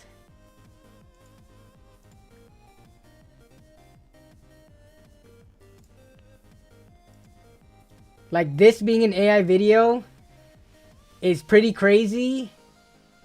This is one of the good examples, though. Let me see. What else was there? The Tokyo Street one. This one doesn't look real, but it doesn't look like the bad fake AI that you normally think of. People have pointed out, like, what is wrong about it and stuff, but, I mean, where's that Will Smith one that they always bring up? It's the Will Smith spaghetti video. Like, when was this? Was that actually 10 months ago? Will Smith spaghetti. When was that Will Smith spaghetti video? Was that 1 year?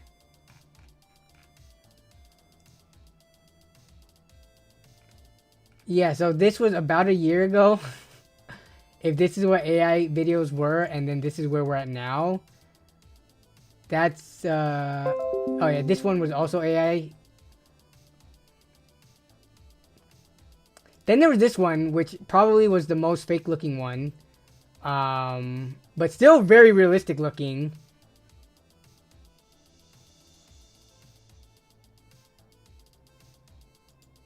Kind of scary. In terms of like,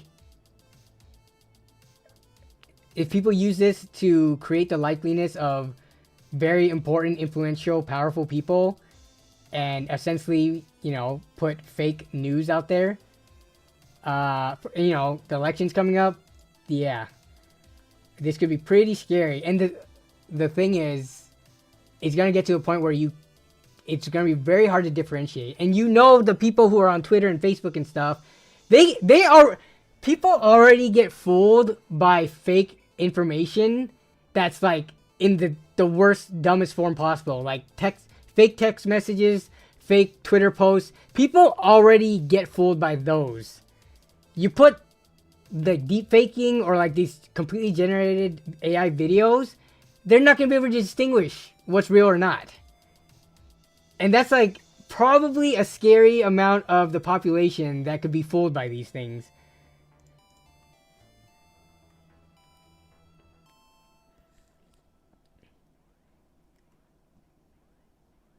It looks good unless you look too closely. Otherwise, it's pretty cool. Yeah. And Marquez in the video talks about like things that you used to spend a lot of time or money on. Like imagine trying to make this as a practical like B-roll shot or something in your video.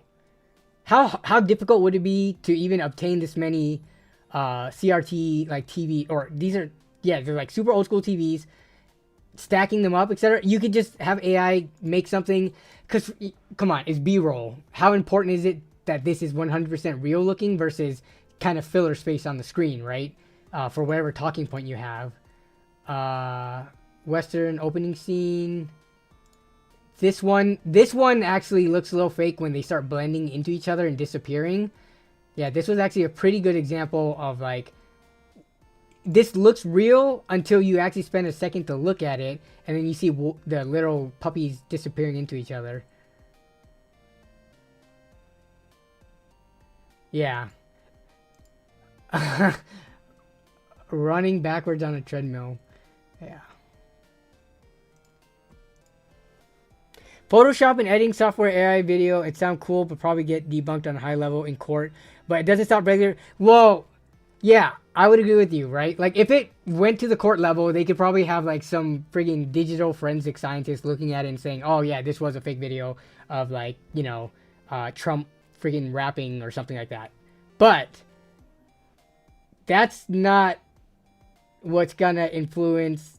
Even if people like learn that something is fake, it probably did enough damage when it comes to, I think like the election is probably the scariest thing in terms of how it could like change the outcome. But also maybe like stalking, or if someone used the likeliness of someone else to try to get close to someone. That already happens with like Discord and stuff, people using each other's screen names to try to basically catfish people. But now if you could do it with like video and voice created by AI that is similar enough to a person, that could get scary very fast.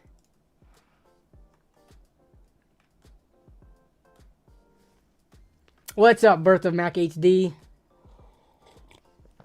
How you doing? Where are we? Okay, we're doing decent on time. Probably another 15 or so minutes before I gotta end and eat. People are stupid. If they view it once, they will spout it as fact, even if it's been proven fake, the damage is done. Yeah. I've seen this firsthand many a times.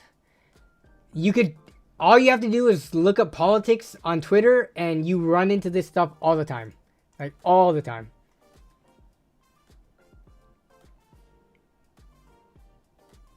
In Northern District of California, that is federal court video is now being relied on following COVID with all the Zoom hearings.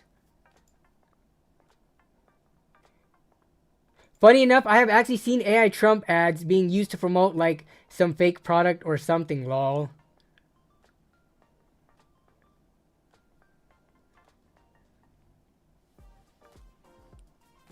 Nerd, would you build a PC for someone if they already have all the parts? I mean, I mentioned it earlier on the stream. If you had all the parts and you live locally to me, I would be open to that in the future. Basically, we would meet up, I would grab your parts, I would build it on stream or something, test it, and then we would meet back up and I would give it back to you. But most people don't live near me, so it doesn't make sense if you have all the parts to have to ship it to me for me to build it and then ship it back to you. You're paying shipping 2 ways, and you're just spending more money instead of just building it yourself if you're comfortable enough to do so, right? If you're not comfortable enough to do so, then it might make sense because the shipping cost both ways would probably be less than if you took it to a local shop that might charge you like $200 to build. But yeah. Cool Boxy is about to get all of their parts, and they are most scared about software and drivers. Oh man, I would not be that scared about software and drivers. The computer, when you put a modern day OS on it, like Windows 10 or Windows 11, the computer is really smart. And so long as you have an internet connection, it will find what you need to at least get your computer up and running. And as much as people say, oh, don't use the Windows pre-detected drivers and stuff, bro, I have used, like when I first, put a system together, and before I go on NVIDIA or AMD's website to find drivers, I have let Windows pre-install whatever the heck it thinks I need, and then quickly, ran a game to test it with no issues. Like, just because you don't have the latest drivers doesn't necessarily mean your performance goes to complete crap. Windows does a really good job at detecting what network drivers you need, what video card drivers you need, chipsets. Like, it might not be the newest one that's available, but it's enough to get you up and running. So definitely, I would say software and drivers, like, that's the least of my concern because that could always be figured out. Dead on arrival parts or problematic hardware, that's a pain to not only troubleshoot, but also go through RMA processes, returns, etc. So.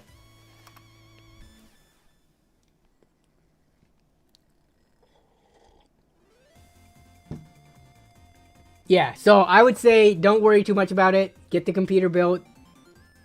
Install Windows, which is pretty easy in itself. And then once you boot in and get into the OS and stuff like that, everything kind of works itself out.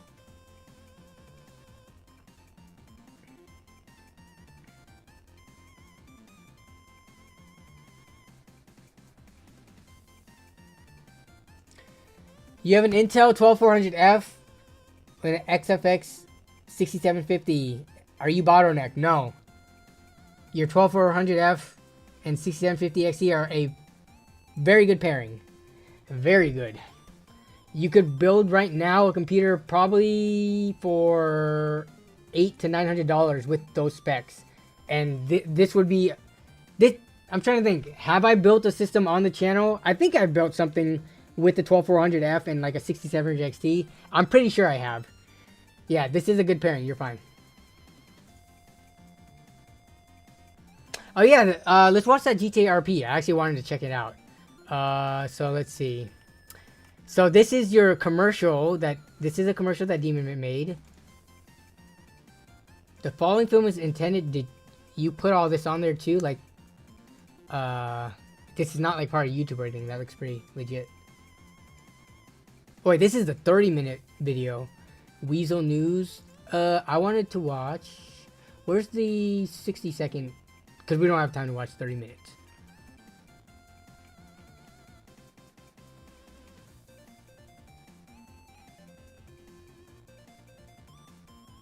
Oh, the actual post itself. Crap. I don't want to full screen it because this makes it weird. Can I get a link to this? Copy message link. Does this work? No, that's not it. That's not it. Do I have to download this video? The video has the commercial. Oh, it has the commercial in it? Okay, check it out.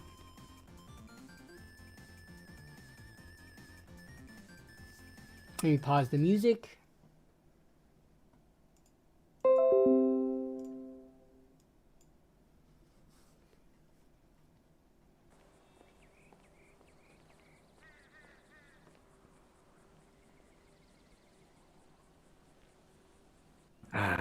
Today is the day of Riz.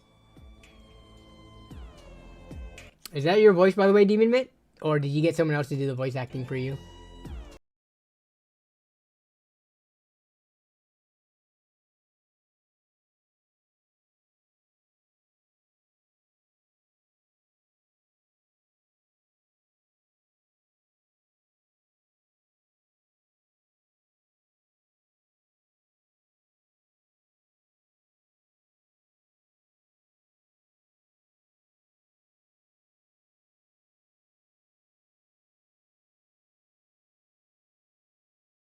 I like how with the limitations of GTA, sometimes characters are just doing weird stuff.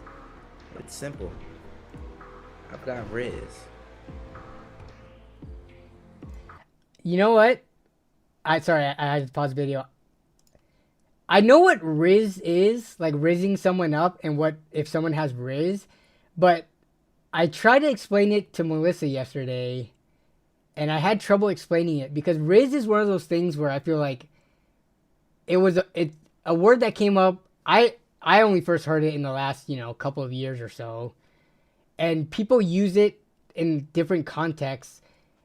And like it's easy to understand what it is, but it's hard to put into words what it means. Because it kind of has different meanings depending on if you use it as like a verb versus like an adjective or noun and stuff like that, right? So, yeah, saying someone has game, someone has style, but then when you riz someone up, it's not the same way. Rizzing someone up is like using your charisma to charm them. But if you are rizzed up, you are like, yeah, you have game, your personality, or you're charismatic, your like outfit is all rizzed out. It's like it's like trendy and popular and stuff like that. So yeah. Oh, yeah, that makes sense. Charisma Riz. Yeah, that's why. Okay, that totally makes sense now. I did not make that connection actually in my head. That makes so much sense now. Dapper is the word. Probably like, I think charisma is the word for it, but. Think you got Riz?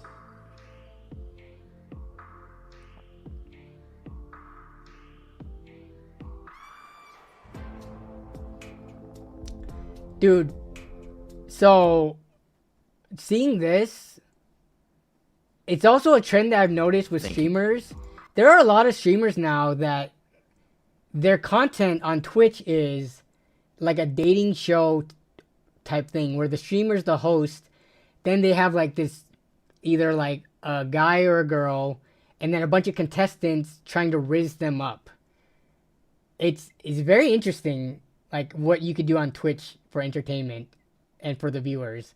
It's like, dating shows used to just be a thing for the most part that was like on network TV and things like that.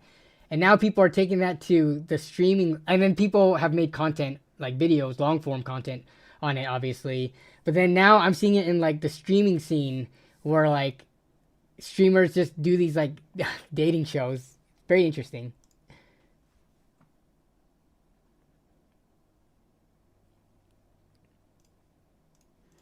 But yeah, dude, I don't know. Event. Let's clap it up for that. Let's clap it up. I can only imagine. Yeah. Now the dating thing has even gone as far as like RPing. To bark while she walks on the stage, so dude, I can only imagine how much time like it takes to edit something that's this long with effects like this. But also the amount of time it takes to get the specific camera angles. Maybe once you get good with GTA and their tools, but yeah. This is, to me, this is very impressive work. Yeah. All right, what time is it? 6:55. Okay, we got about 5 or so minutes. I think I'm gonna spend the rest of the stream just talking to chat because we have been in the browser quite a bit tonight. Let's see. In terms of upcoming long form content, so I basically have infinite short form content, which is for the most part cut up stuff that I've already done. Long form content, I've been kind of like at a wall with, not being able to decide what I want to do next. Like I have a Value Village build that I have on hand. I have a cheap laptop that I was gonna test on gaming. I have my new test bench that I just talked about earlier on stream. So in terms of long form content, I don't know what my next video is just because I've hit like a mental block. But in terms of like streams are going to resume as usual every single week, as well as the short forms releasing a couple of times a week. So yeah. With the long form though, there's also a back burner of a ton of stuff that I've been wanting to do. I need to get out and do more part pickups in my local area now that the weather is getting nicer, it's getting warmer, it's not as dark. So yeah. Is there any new merch coming out possibly this year? My next merch piece, and I've been talking about this for a while, is I want it to be specific to the LAN party story series. I want it to be something relating to the LAN parties. So I think with my 2 previous designs, I've set, to me anyways, I've set a bar that is hard to meet to the same level or to exceed, right? It's just because I'm fresh out of ideas. Like, I don't know how you could make a cool looking shirt that people would want to wear regardless of if it was LAN party themed or not. Like with cool graphics and stuff like that. So yeah, I know what I want the next merch design to be, but I haven't come up with the concept. So yeah. In terms of the desk mat, I don't know if any of my current designs work well with the desk mat. Like if it was blown up to a big thing. Because all my designs, since they're made for shirts, they're more of a square aspect ratio. On desk mats, you would need a design, so I would need someone to essentially fill in the design because my merch works well with like a square desk mouse pad, but not with like a rectangular desk mat, if that makes sense. So yeah.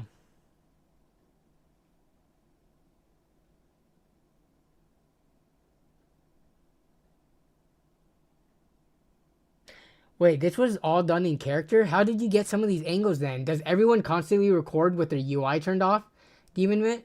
Like, because some of the stuff that was shown, we don't see UI or anything, and some of the angles are pretty interesting. Are there people who just act as cameramen in GTA RP?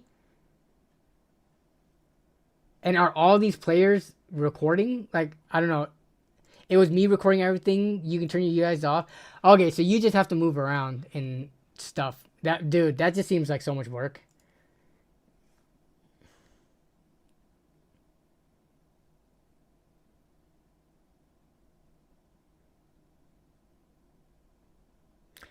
The big trend into summer is the PC price slide. The channel has everything for sale, ready for Q4 refresh. The deals get better and better into the summer. I mean, I think price-wise, if anyone needed to build a PC right now, I would say prices are pretty good. So if it is true that we are going to just see prices decrease more going into Q4, then, dude, that's very welcomed. That would make each of the streams more fun and easy to give advice on what to buy and stuff like that, and to do more builds. So, yeah. Fire sales by July, August, especially laptops. Yeah. For laptops, actually, yeah, I don't know. I still have a thing about laptops where, like, if you can use a desktop PC, like, if you don't travel, if you're not a student, and you do most of your computing, like, sitting at a table, it is so hard to recommend laptops. Anytime friends and family come to me and said, hey, you have any laptop recommendations? Before I even go looking, I ask them, are you sure you need a laptop? Like you could save money or build a better performing system than a laptop. But yeah.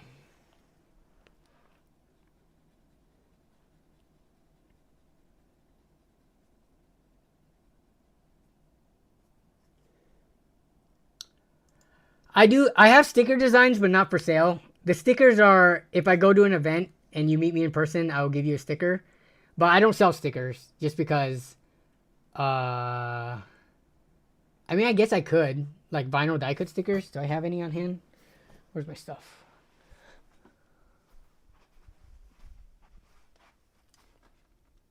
Where is it? This is why I need to do some stone cleaning. I don't know where they are. I know I have them. Oh, I can show you on my mic. Oh, yeah, I'm really hungry. Just getting up. I felt... Yeah, so this is the sticker design.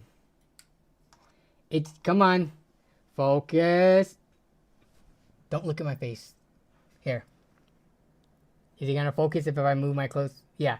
So the sticker design is just my channel logo with Nerd on a Budget in that iconic when I started the channel font. But yeah, so that I don't sell them though. I just got them made so that I could hand them out in person. Yeah.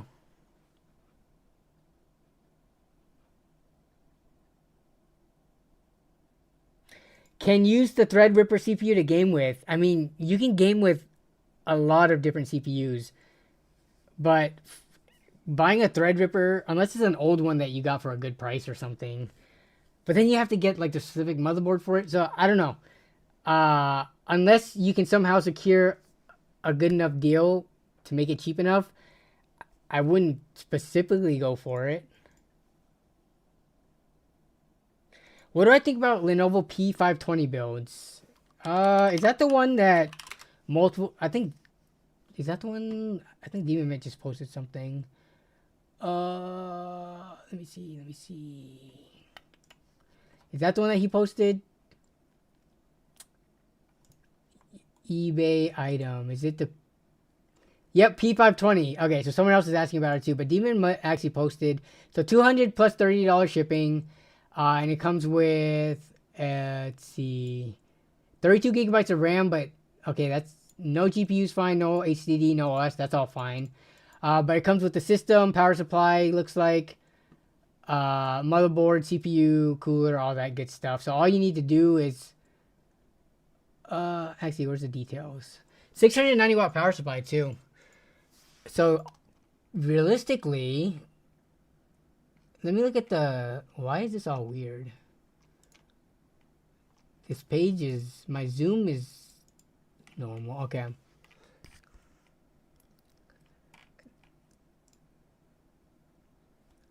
Yeah, all you have to do is add in a graphics card with a drive and you're pretty much good to go. I'm actually editing a video with the P520. It's pretty cool. Did you also get it for about 200 bucks?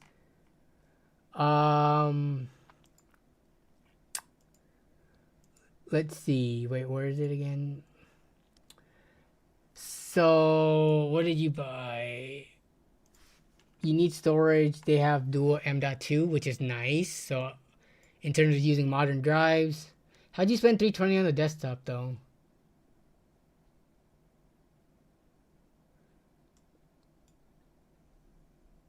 You spent $180. You put a 3060 Ti in it? Yeah. 6-core, 12-thread Xeon, 32 gigs of RAM. I mean, this is like... Let's take a look at a picture of this.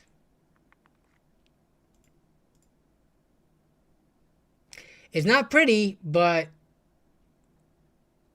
Very... So, if you're spending $230 after shipping, you're gonna want... Let's just say 1 terabyte drive for like... 50 or 60 bucks. You're pushing close to 300. Then... You're going to be throwing in whatever, let's just say a $300 graphics cards. So yeah, this is pretty ideal for getting a capable, like $400, $500, or $600 build, depending on what tier of graphics card you want in it. It's got a handle. Is that a handle? Or does yours version have a handle, but this one doesn't?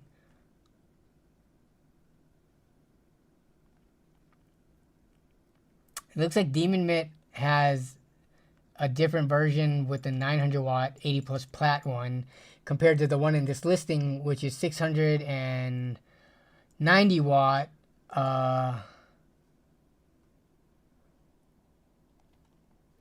The red bar is the front handle.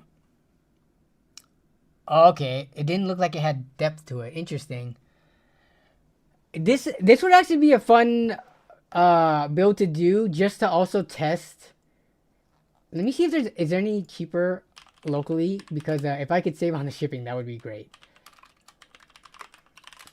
P520. Okay, Illinois, trying to charge $700 for this thing.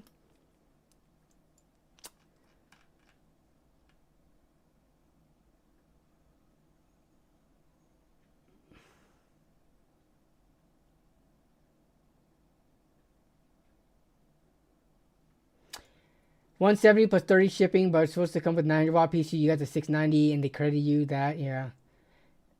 You paid $200 for one of the Titan X in it locally, which is how I found out about them. Yeah. Let's see. Yeah, most of these, definitely the popularity of them are gonna increase their price. Like as more people make videos on them, and then they start getting more sales, they're gonna inch the price up to like some kind of nice equilibrium to meet the demand. Let's see, in P520. If we wanted to buy it now, the lowest price one might be P520, very good refurbished. Oh, I hate these types of listings on eBay, dude. 150 to 580. And then when you start selecting it down, what do we got?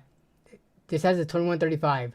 What is this one? This is 219, but you put no RAM, that's 180. I mean, I would just get the RAM, just $40 for 32 gigs. That sounds pretty reasonable. Save me the trouble of having to find RAM.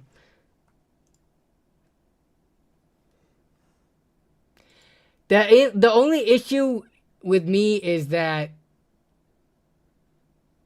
Wait, is this one... Was this quad?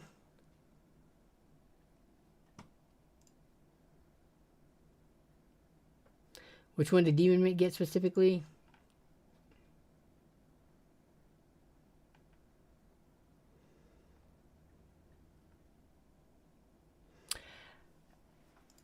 If you guys have noticed, I've done very, very few content about Xeons, just in general, especially like the older ones that you can find cheap.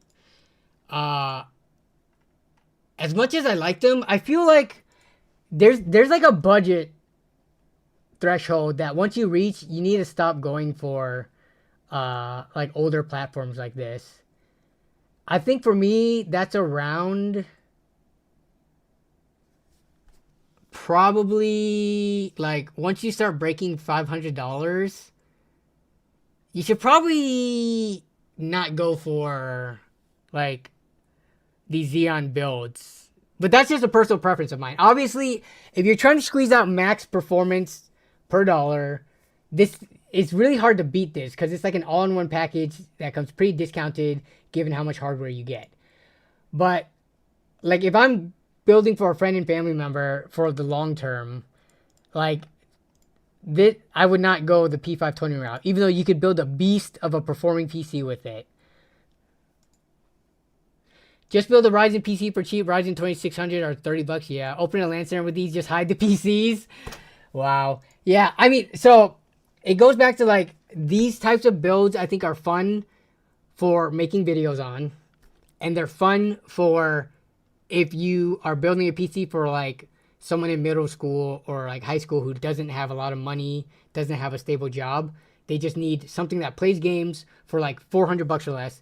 But as soon as you like an adult approaches me saying, hey, I have like $500. What should I build? I'm not pointing them towards these types of builds. Yeah, I just think there's so many better options with upgrade path, with more modern parts that are easier to work with. You're not stuck to this case, which I mean, there's I guess nothing inherently wrong with the case. it probably gets enough airflow for the parts that are in it, but still.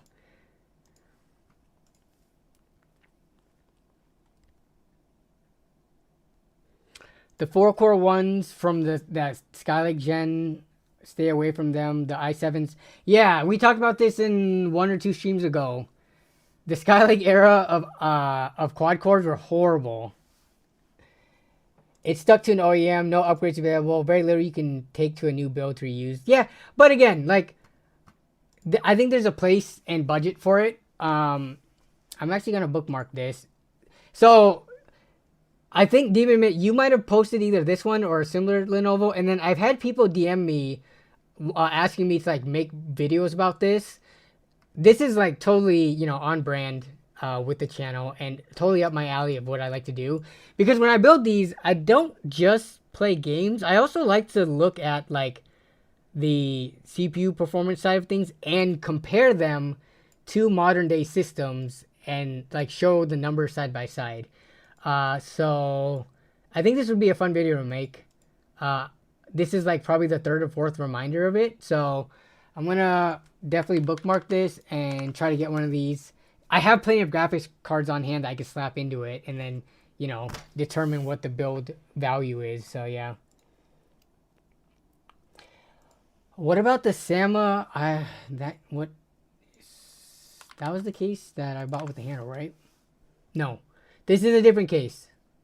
This is a micro ATX case. We did not look at this recently. This is a micro ATX case that looks very similar to the NR200P. Or NR200 from Cooler Master. I actually like this a lot. Does it have any restrictions for hardware? Micro ATX, ITX, okay.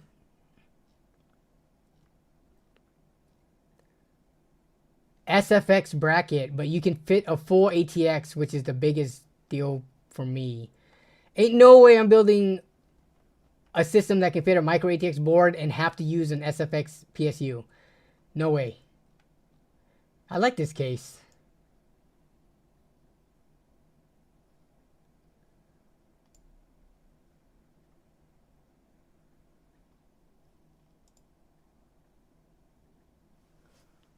I'm gonna actually put this on the side too. Here, I'm gonna put it in my notes.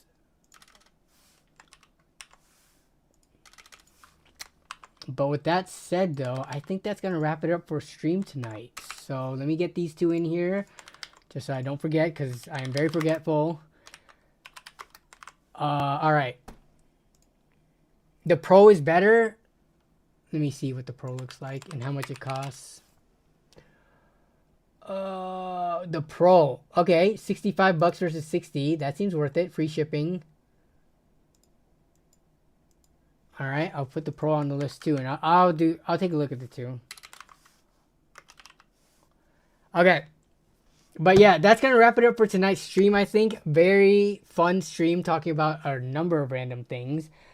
Huge thanks again to all you guys for coming in and week out and giving me an audience to talk to and to throw ideas around and to go back and forth with, because yeah, these streams, I definitely like to make it a point to like bring you guys into it, pulling up your questions, your comments and stuff like that and addressing it. It's not just me talking to a camera with zero feedback from you guys. So yeah, as always, successful stream. So yeah, I'm gonna go have some dinner and then go roller skating with Melissa.